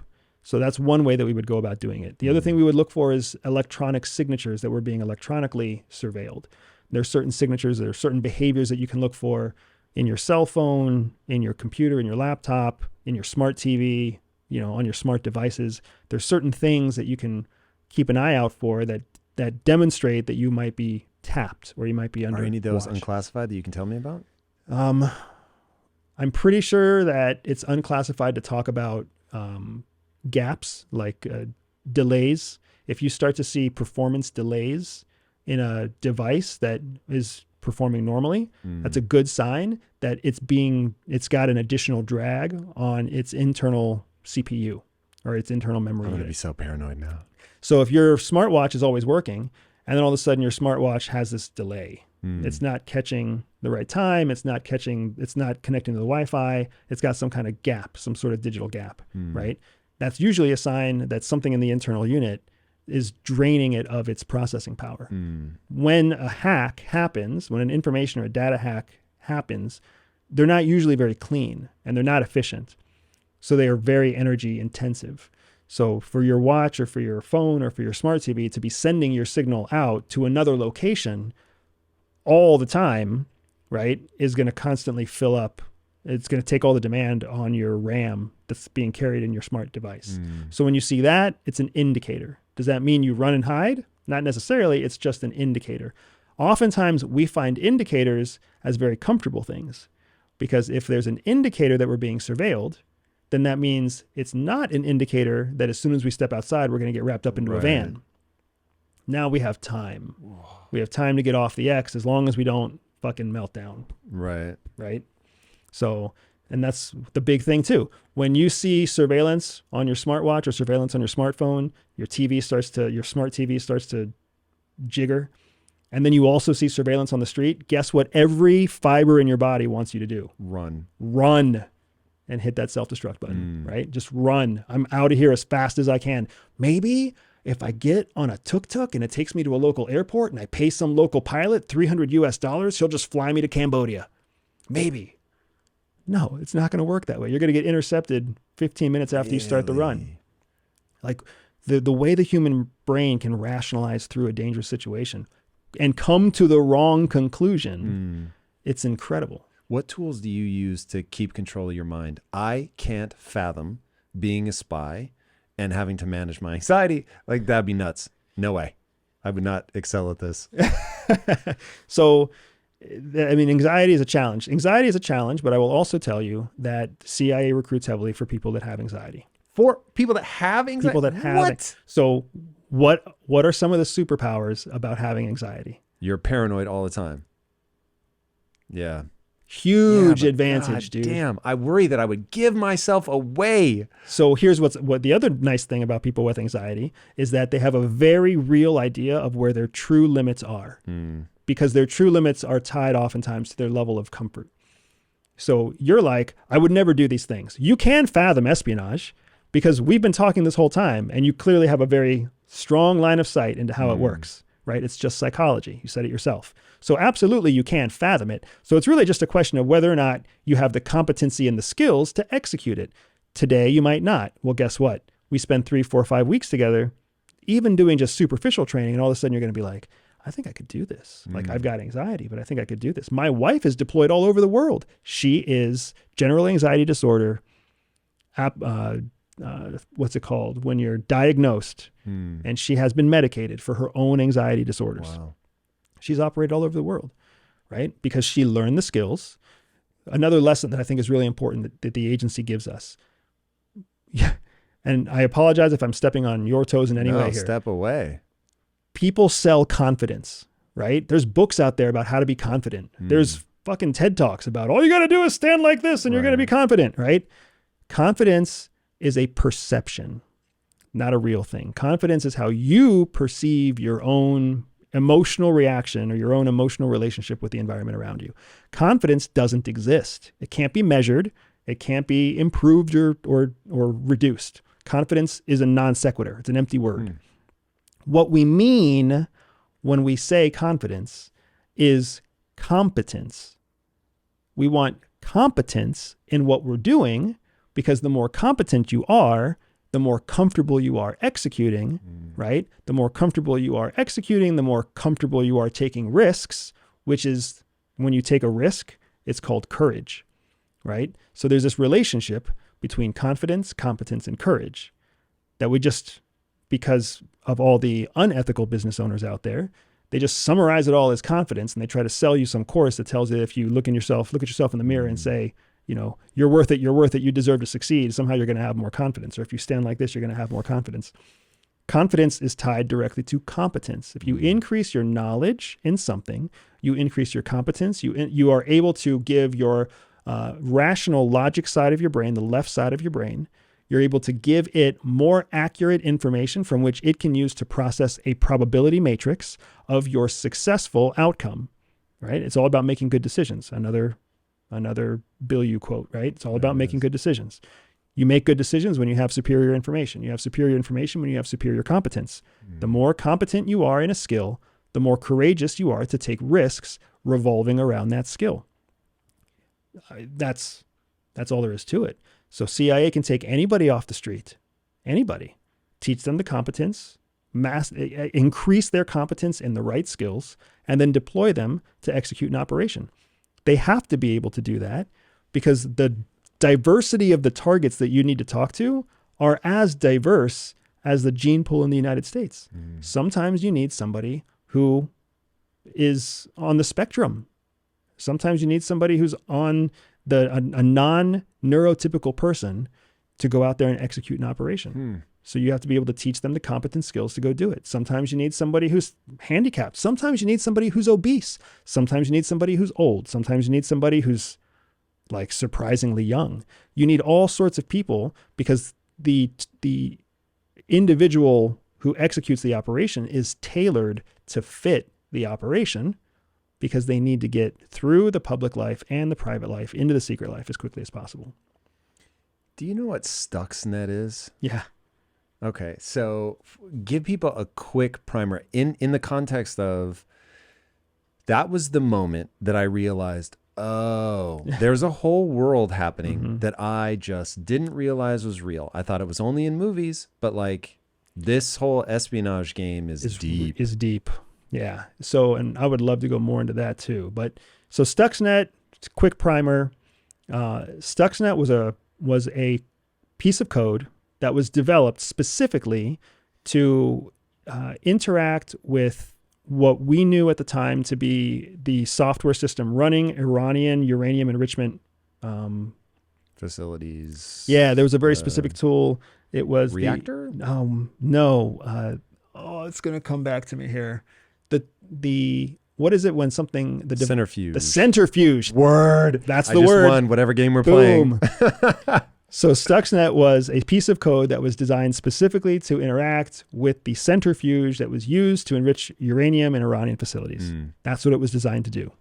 It was deployed, it was successful, and then the Iranian facility connected those centrifuges with the larger internet. And when that happened, Stuxnet continued to propagate out of the Iranian facility and into the entire digital universe. So depending on whose story you read, right now, essentially every digital device that's been connected to the internet at any point since like 2007 is infected with Stuxnet. That's crazy. But Stuxnet was so well designed that it only has a negative effect on the centrifuge operating system that was used by the Iranian nuclear facility at the time. So bananas. Okay, so how deep does a rabbit hole go? Like, there's like a whole battle being fought. Ray Dalio talks about the 5 types of war. One of them is technological. How deep is that war? The espionage war or the technological war? The espionage war. So let's start with the espionage war, because this is a point that I love making that not everybody understands, right? 2016. The election where Trump became president, it became mainstream news that the Russians were suspected to be interfering with the election. And the world went crazy, right? The American people went bananas. FBI, Secret Service, Facebook had to change their algorithms. Twitter was on the chopping block for contributing to Russian covert influence operations, right? You remember. Oh, yes. Why the hell do we think 2016 was the first time that happened? Why would we think that? Because we caught them in 2016? I mean, if we caught them in 2016, how many elections did they influence successfully before that where we never caught them? And that's just one country. What about China? What about France? What about Israel? What about Germany? What about Brazil? What about India? I mean, there's as many countries out there. There's 64, I think, countries right now. Every one of them has something to gain by influencing the outcome of the American election. Why would we think that nothing ever happened prior to 2016? Why would we think that the presidents we've elected, even in just yours and mine timeline, why do we think Bush was chosen by the American people? Why do we think Obama was chosen by the American people? Why do we think these people came to power of their own independent, uninfluenced, no foreign activity, hard work? It's probability-wise, it's extremely improbable. Like it's improbable that these people came to power and there wasn't also some country engaging in covert influence that was contributing to the outcome of the election. Jesus. That's how deep it goes. It's silly for us to think that just because we see it, that means that it started then. It's like seeing a roach in your apartment, right? If you see a roach in your apartment, that's not the only roach. The walls are disgusting with roaches, right? We saw it in 2016. That means it's been there for a long, long time. Why do we think George Washington became the first president of the United States? Because he earned it and the American people voted for him? France was the reason we won the American Revolution. You don't think that had something to do with, you don't think France had a say in who became the leader of the new United States? Now, I'm not saying that all of our presidents have been given to us by foreign powers. That's not what I'm saying. But what I am, they're part of the equation. it's a part of the equation. And you can't ignore that part of the equation, right? So now we have our entire political system is constantly embroiled in some sort of battle with espionage. And that's just our political system. Our DOD, I don't know how much you keep up with espionage news. Russia has penetrated the Army's medical corps.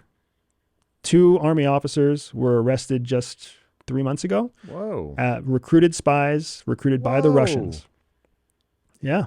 We've had nuclear naval engineers recruited by the Chinese who have also been arrested in the last 3 to 4 months. I heard about that one. Like, we are heavily penetrated, heavily targeted, heavily penetrated by all the services in the world. And there's a famous quote out there in the world of foreign policy that says there are no permanent friends or enemies, just permanent interests. Whoa. That's good. So why do we think anybody is a friend? Why do we think an ally is a friend? If you recall, there was a major issue, I think it was 2010, maybe 2011, where the German chancellor was notified that the American NSA was spying on the Germans. Whoa. We have had people go to jail from our Navy who were recruited and working as spies for the Israelis. What? Like, this history tells you the story. It's just that nobody really spends time researching espionage history. So we have to understand how laughably predictable are human beings. We are so laughably predictable that you and I can predict that people aren't even aware that arrests are happening every few months of spies in the United States, in the military, in politics, right? In the Department of State, in the Department of Commerce, in the White House. Like, it's not surprising unless you let yourself be surprised, which, again, it's a predictable human thing to just, if we don't know about it, then it must not exist. And then it's also predictably human to assume that a friend is a friend. There are no permanent friends, right? There are people from my life, 13 to 25, that are not my friend anymore because our interests diverged. And that's normal and that's natural. And it's also normal and natural to feel pain when you outgrow somebody or when you have to leave somebody behind because your interests have diverged. And the saddest thing to me is the people who, when they feel that pain, when they feel that dissonance of leaving behind something from the past, they instead choose to give up on the ambition and double down on the anchor. Yeah, getting trapped by, these are my friends, I don't want to leave them behind. That's crazy. I don't want to get off this topic, though. This is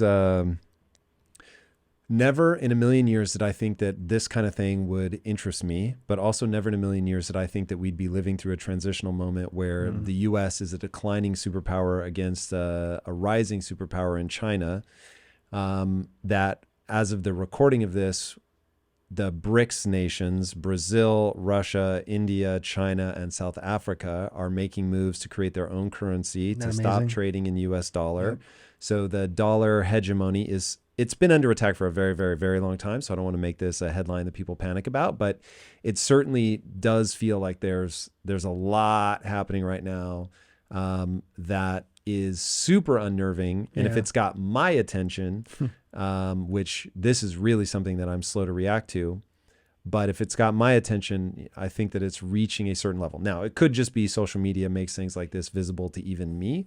But everybody I talk to, Ray Dalio, who I pay very, very close attention to, for people that don't know him, he just recently sort of retired, the largest hedge fund in the world. So nobody's made more money off of being right about what's happening in geopolitics than this guy. And he's like, yeah, we're at the 4 types. There's 5 types of war that I mentioned earlier. We're in 4 of them with China already. The only one we're not in is an actual hot war where people are shooting guns. What's your take on the global stability right now? So unfortunately, I would say that the world, the globe, is fairly stable. The question is, what's the foundation of that stability? The foundation for the stability of the world for a long time has been the United States. We are seeing that transition, just like you said, right? It's that place where you slide the pizza off the pizza pan and onto the cutting board, right? We've been the pizza pan for a long time, and now it's sliding to someone else. The pizza's still very stable, but what's the platform? What's the foundation? I am always optimistic that the United States will recover. It will change its ways, will find a way to reunify the incredible polarity that we're in right now and get focused on the one true goal, American primacy. Do you think that's possible in a world where I know, just saying American primacy, it like puts you at risk of being canceled? Like people just, there is a contingent. I won't even say how big it is, but they're fucking loud. There is a contingent of people, and it could be large, that's offensive. I understand it. I do. I understand it, and that's okay. I hope that doesn't happen on your show, right? You'll get some of it, to be sure. No, I'm not worried about it happening to me. I just hope nobody cancels your show. But too rich for that. But the truth is, American survival is not being threatened. We don't have an existential threat to the United States. Existential threats are the threats that make people move. We talk about existential threats. More likely, other countries talk about existential threats. And what is an existential threat? A true existential threat is a threat that challenges your very existence. The existence of the United States is contingent upon the existence of the United States government, not Americans. Like we sometimes think that Americans make the United States. The United States is a representative republic government that has never existed before that now exists. So if that government falls or if that government cracks or breaks, all the people will still be here, right? But America will be gone. So the existential threat to the United States is the one that would trigger Americans to react. Now we've come close to those moments. 9/11 is one of those times when all Americans... That felt awesome for a hot minute. It felt so good. The unity, yeah. Yeah, all of a sudden, all of our differences melted away, right? The same thing happened at Pearl Harbor. All of our differences melted away because we had a common enemy. And we could individually see the existential threat posed to our country and our livelihood. Since 9/11, we have not had that kind of a threat. Countries around us have woken up to the fact, just like Emperor Hirohito in World War II said, "I fear we have woke a sleeping dragon." Our enemies have learned that Americans are slow to react. But when they react in full force. There's no way a savvy, intelligent, superpower competitor, GPC, global power competitor, is going to trigger an existential threat to the United States. Because they know that as long as they basically let us segment ourselves separately, as long as we insulate ourselves separately, we're going to eat ourselves to death with our own stupid little bitter squabbles about American primacy, right? Or about woke culture, or about representation, or about who knows what. We're going to just waste our time bickering in our little room, and we're not going to wake up to what's happening in the entire building. That's the strategy of the future. Is to keep us divided. It's not to keep, an influence campaign is always cheaper, easier, and and has a higher probability of success than a military campaign. So an influence campaign is basically like, hey, don't forget that you have race issues. Hey, don't forget that there's a socioeconomic divide. Hey, don't forget that the South tried to secede from the Union one. They're just picking, they're just poking and throwing salt on a wound. And then we are fighting over it, right? And we fill our days worrying about this garbage, blind to what's happening on the larger scale, blind to the fact that the fantastic example is the global war on terrorism. The United States led the global war on terrorism following 9/11, right? And it felt good for a hot minute, like you said. We were all on the same page and we were all in this fight. Then that fight lasted 10 years. And then that fight lasted 20 years. Also, it became so dodgy. Like what we were like, if we had just been relentless about Osama bin Laden, That's like one when I thing. heard how we caught him in like the size of a shadow, I don't know if that's true, but like it sounded dope. And I was just like, dude, we're ninjas. This is amazing. Yeah. But that was after like a lot of, and look, I'm not super engaged in this stuff, so I'm definitely popping off ignorantly, but it did not feel good as a casual observer where we ended up going and how we ended up fighting and all that. And it just seemed like, wait, what are we doing? Right. So that felt like a squandered opportunity. Well, during those 20 years, while we were mastering the art of hunting terrorism, hunting terrorists in mountains in Pakistan and Afghanistan, what were our global power competitors doing? Was Russia engaged in the global war on terror? Was China involved in the global war on terror? So all the hundreds of billions of dollars that we spent in that war, we spent in a war that was a giant distraction for us that gave our closest near-peer competitors 20 years to invest their money and grow to become a larger threat than we were even aware they were becoming, right? And then China, all of a sudden, China has multiple aircraft carriers and they're launching aircraft from aircraft carriers and they can project power into the South Asian seas. That's insane, right? All of a sudden, like the Russian Federation is in close relationships with the Chinese and the Syrians and the North Koreans and the Iranians. How do we just wake up to this? Right? And that's what happens. It happens because we are still an adolescent country.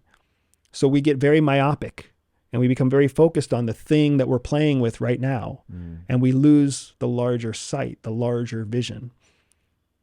The world has watched us do this for too long, and they don't make the same mistake twice, especially not authoritarian countries, because authoritarian countries have the benefit of authoritarian rulers that sit in an office or sit in a place, in a chair, for 15, 20, 30 years, right? They don't deal with the kind of tumult and transition that we have in the United States.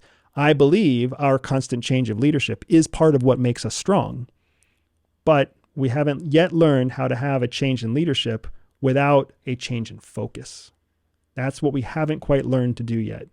So we're giving our authoritarian enemies an opportunity to have focus for a long period of time against us, while we don't have that against them. Okay, so why were we able to be so strong? And now we're not. Before you even answer that question, let me frame it for people. And if I go wrong on any of this, let me know. But this to me goes back to what I did not expect to be the theme of this conversation, but how hilariously predictable humans are.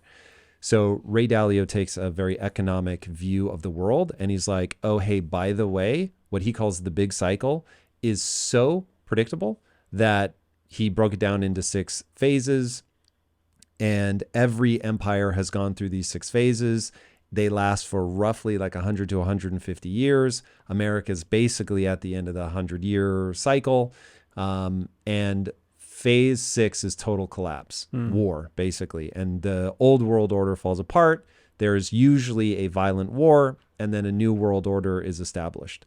And we're like clockwork on the cycle from a money perspective, from a division perspective, like everything just lines up. So you have to have an internal populace that is divided. You need to get yourself over your skis from a debt perspective, which we've done. You have to start printing money like crazy, and there has to be a new superpower on the rise. Like it's the stage is set, and the stage was set in World War II, which is how we became the dominant power. To your point about waking a sleeping dragon woke up, but now we're in trouble. So that's my overly simplistic view of why this worked. It was sort of a fluke, not a fluke, but it was we hit the cycle at just the right moment when the British Empire collapsed at the end of World War II. Because of our geography, we weren't destroyed by bombs. So we come out of the war pretty much unscathed. So we ramp up all of our production capabilities. We absolutely crush it. We help win. We create the nuclear bomb. Just a lot of things come together. And so then we're established as the world reserve currency. Because it's not like we weren't divided before then, but we got to really enjoy a hot minute of prosperity. Does that seem like the right breakdown of why we could overcome our differences previously and now we can't? Like, how do you... Yeah, I don't think it's wrong. I don't think it's wrong at all. I think that it's interesting to me because it sounds like Ray Dalio, one of the reasons you respect him so much is because his analysis is based in economics. And he's put his money where his mouth is. Economics and economists have long been viewed as the true predictors of future prosperity. At CIA, we lean heavily into economic studies. Economic experts, economic analysis, the law of economics, because the law of economics is that of the law of scarcity. One of the first and most underrated economists out there was actually a Soviet economist, a guy named Kondratiev. Kondratiev created what's known as the Kondratiev wave, the Kondratiev cycle. That cycle essentially puts us, it explains the pattern of interstate conflict or intrastate conflict, where countries compete, actually go to war with each other. And it puts it on about a 25-year cycle. 25 years to a peak in conflict, 25 years to a drop in conflict. And then as the wave continues, like most waves, the actual peak of the waves expands. So it goes from being 25 years to then 32 years to 32 years. And you start to see this longer, slower wave, right? But it's still a wave, form. The next peak of conflict, according to Kondratiev's wave, against the United States' point of view, happens in about 2024, 2025. Oh, great.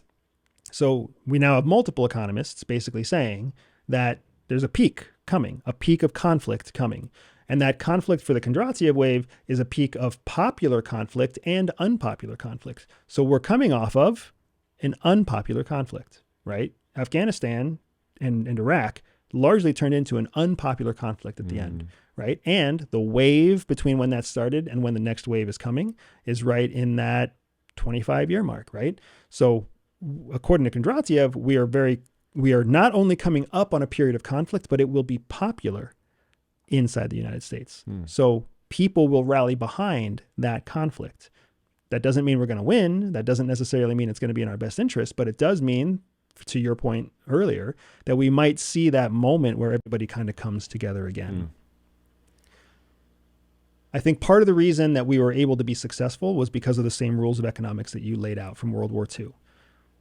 Our country, hugely unpopular. Western expansion was hugely unpopular at the time. The Civil War, nobody wants to see the Civil War again. Most people would say the Civil War was a traumatic and horrible, loss of life. At the time, there was no other option. Abraham Lincoln had no option except to pursue civil war because he knew that the presidents before him had been working to create a single solitary nation that had national security from coast to coast. We can say it was a fight for states' rights. We can say it was a fight for slavery. We can say it was a fight for lots of things. And those are also true, but they may not be the number one reason why the Civil War was so important. The Civil War was so important because we needed to remain one unified country from coast to coast to have American primacy in the long run. American primacy is a concept that was created by Alexander Hamilton. Really? American primacy is not new. There's an entire society out there called the Alexander Hamilton Society that's focused on preserving the ideals of Alexander Hamilton and the founding fathers, who all believed that a strong United States meant a strong world because they saw and lived through the oppression of living under a monarchy, right? If you look at the top 5 wealthiest countries in the world right now, the top 5 wealthiest countries in the world, 2 of them are democracies. The other 3 are monarchies, right? So the idea that democracy is the solution to all wealth and success hasn't really been proven yet. We're still outnumbered by monarchies, right? So what does the future hold? The future will be conflict is coming. Multiple economists have pointed to it. You can see the writing on the wall, what my wife and I call the writing on the wall. Conflict is coming. What will that conflict look like is the bigger question.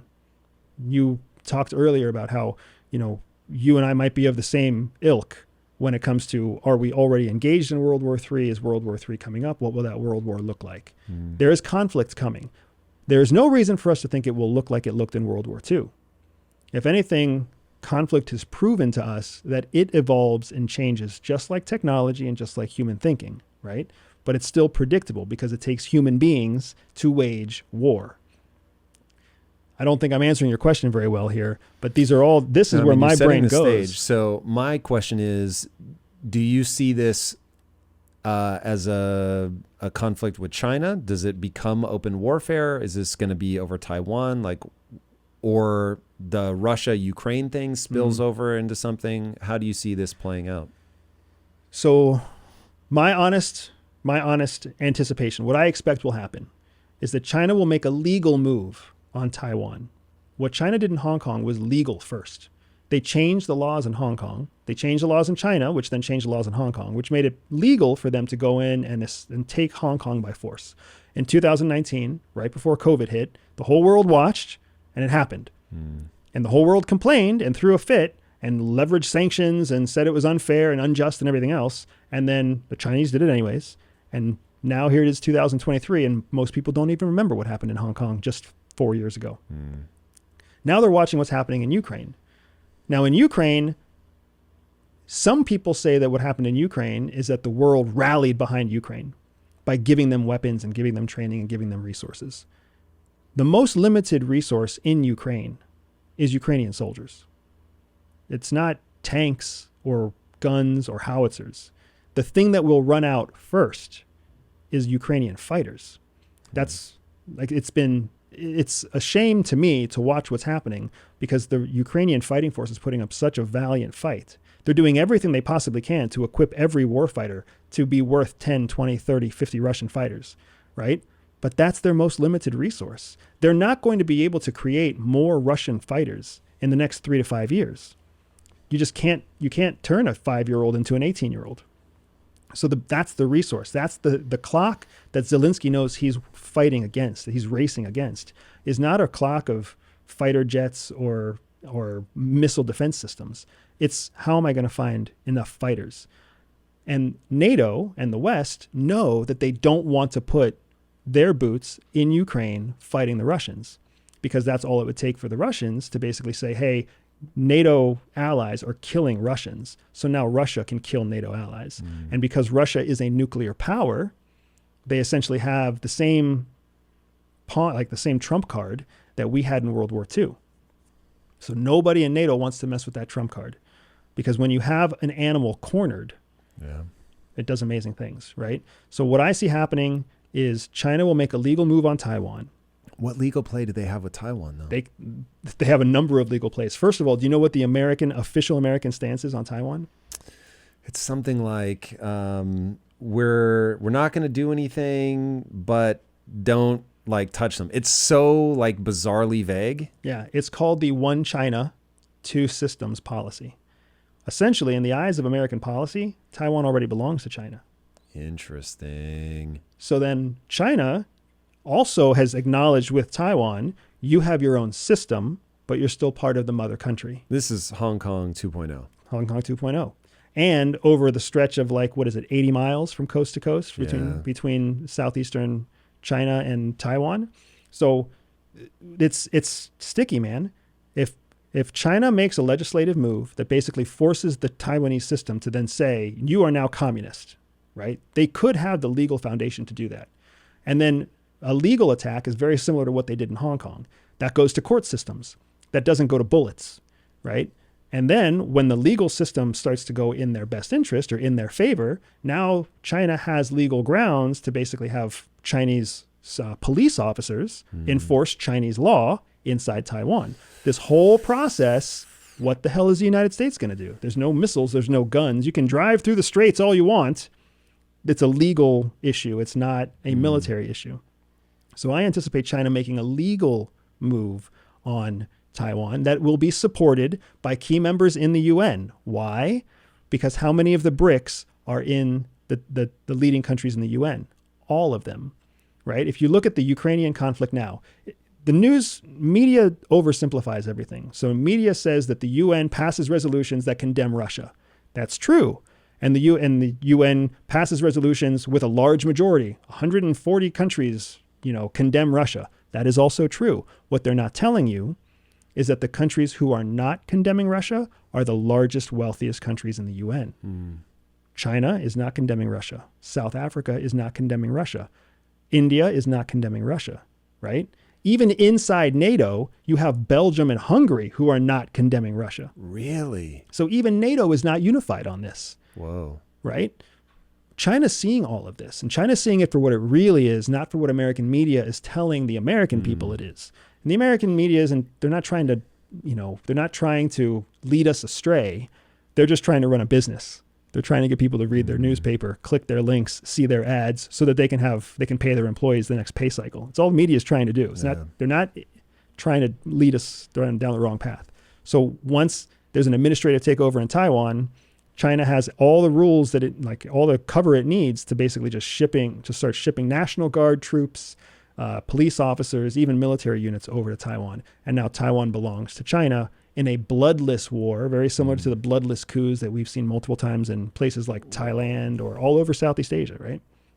That's how I see it happening. And I see it largely happening in the lead up to the 2024 election because China is going to benefit from a very confused American base. Will be peak division. During peak division and electoral cycle. Wow. That's so distressing because that feels very plausible. Okay, so we have a lot of business interests there. So what will our reaction be? Because my first thought was our reaction will be, oh, maybe that's the best way for this to happen. We can be like, we don't have to go and commit our American lives to it. They did it just like just like Hong Kong, where we'll, rant and rave and say this is a problem and how dare you and sanctions. Yep. But ultimately be glad that we're not sending people to die. But do we have enough business interests there that, especially in sensitive areas like chip manufacturing, where we can't let it go? Our business interests with China are significantly bigger than our business interests with Taiwan. Wow.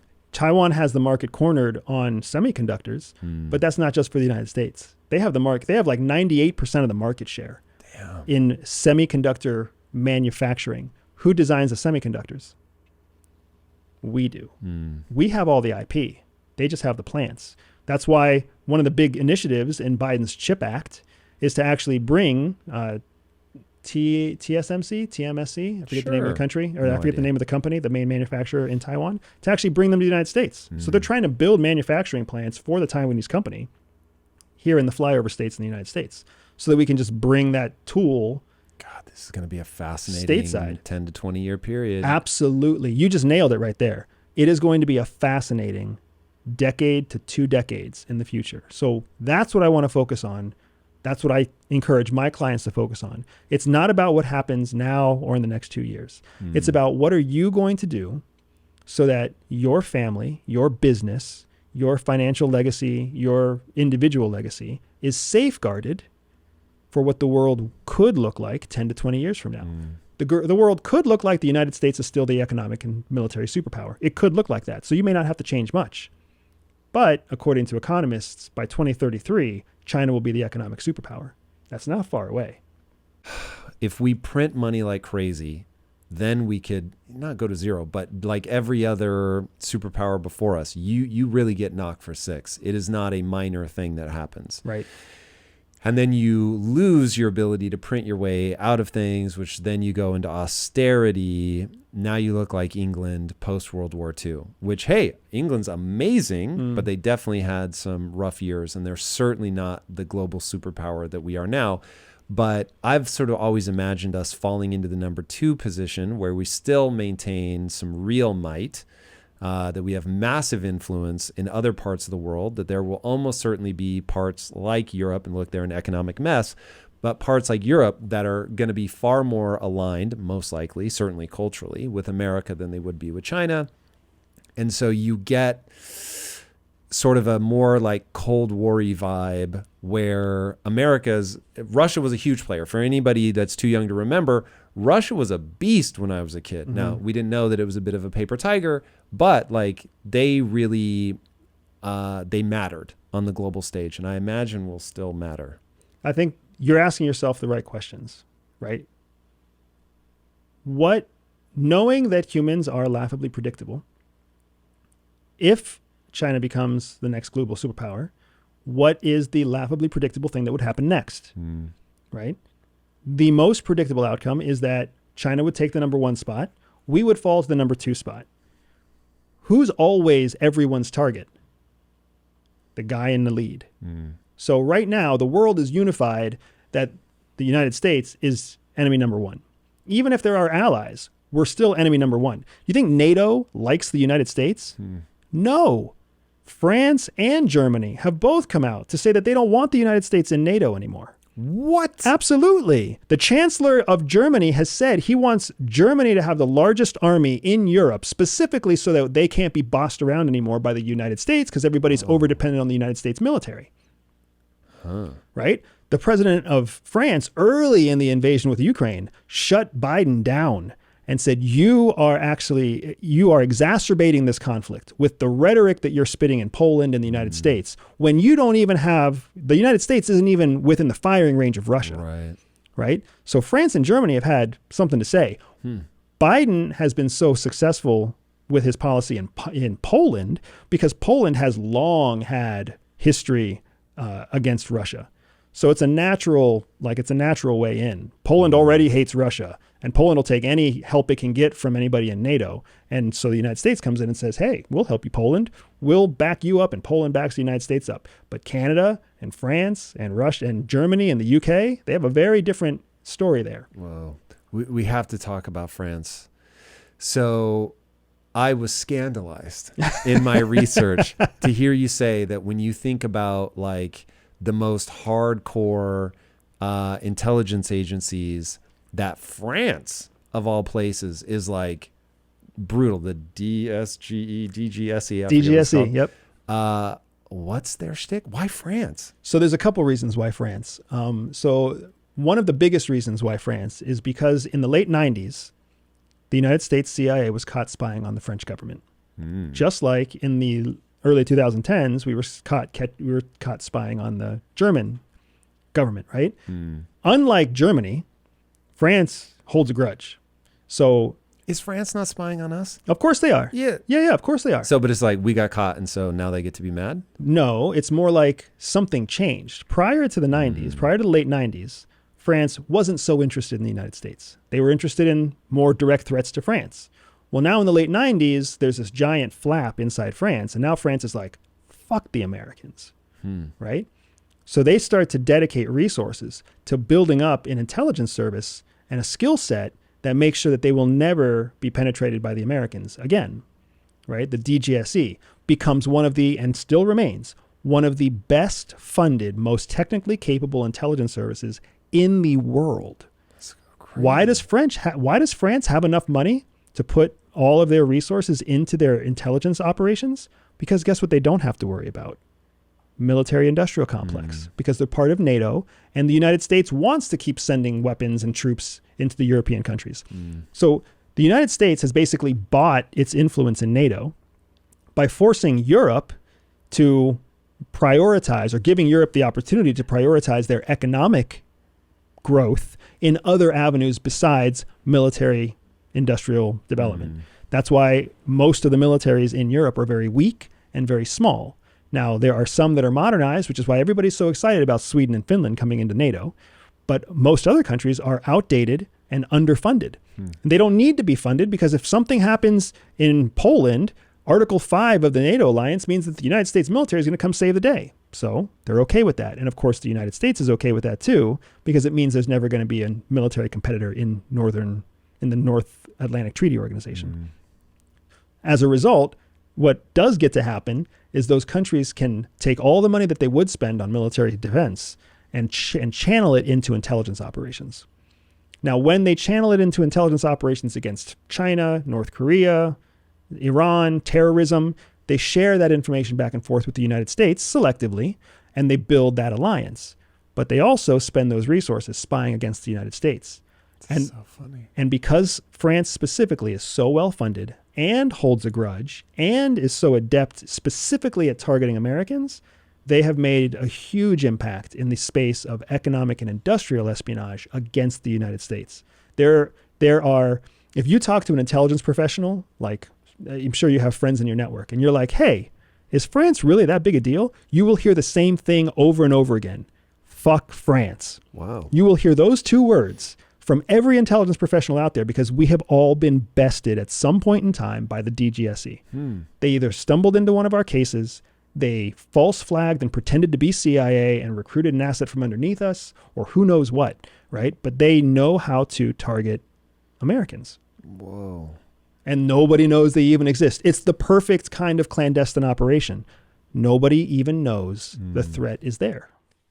The way that information warfare works, leveraging the human animal against itself, I am waking up to a reality that I've been so focused in my life on my businesses and my loves and passions and my wife, oh my God, that I'm totally blind to all this. And that I have an outdated vision. Like I think of France from the 80s and 90s when I was a kid, and like we all made fun of them. They put their hands up. Exactly. They don't even fight back. 100%. Yeah. And so my vision, I'm sure, on a lot of these countries is really skewed in terms of what they actually think about us. Because I remember there was a lot of that grumbling when the World Trade Center first, not 9/11, but in the 90s, when they first bombed it, where it was like, there are people in the world that hate Americans. I was like, say what? Like I had completely, my own sort of insulated vision of America and just we export culture and America's so great. And who wouldn't love democracy? That was the first time where I was like, whoa, wait a second. Like people don't actually want this. And that is, so in recent years, I've been reading a lot about totalitarian states, communism, and like what that really looks like in practice. And it gets real scary real fast. And so looking at Mao's China, which is like anybody that wants to have their brain absolutely melted, there are 3 books that I recommend that you read where you can see just how terrifying humans can be. And that is Mao, The Unknown Story, The Untold Story. I can never remember the exact, but the Gulag Archipelago, about the Gulag system in Russia, and then The Red Famine, which is about the Ukrainian famine. Those 3 books will show you that the depths of human evil. Like, I don't know how to, like it, that's really, really unbelievable, like what went down.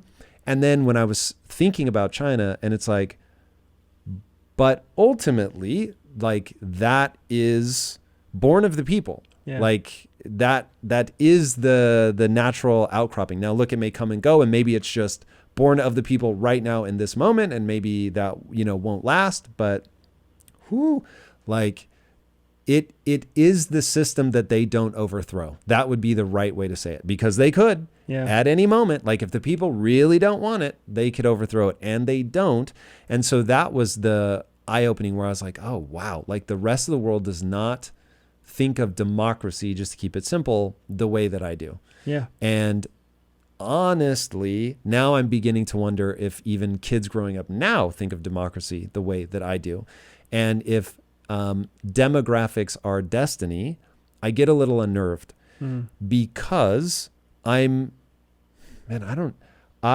in the process of formulating my opinion about this. So a lot of what I have is emotion. So going back to your early things, that we are emotional creatures and the way that we feel determines what we see. A lot of the emotion that I have not solidified into an updated worldview is I'm very unnerved by the amount of division in the country. And I don't see, knowing what I know about humans, I don't see how we get back on to coming together without massive suffering.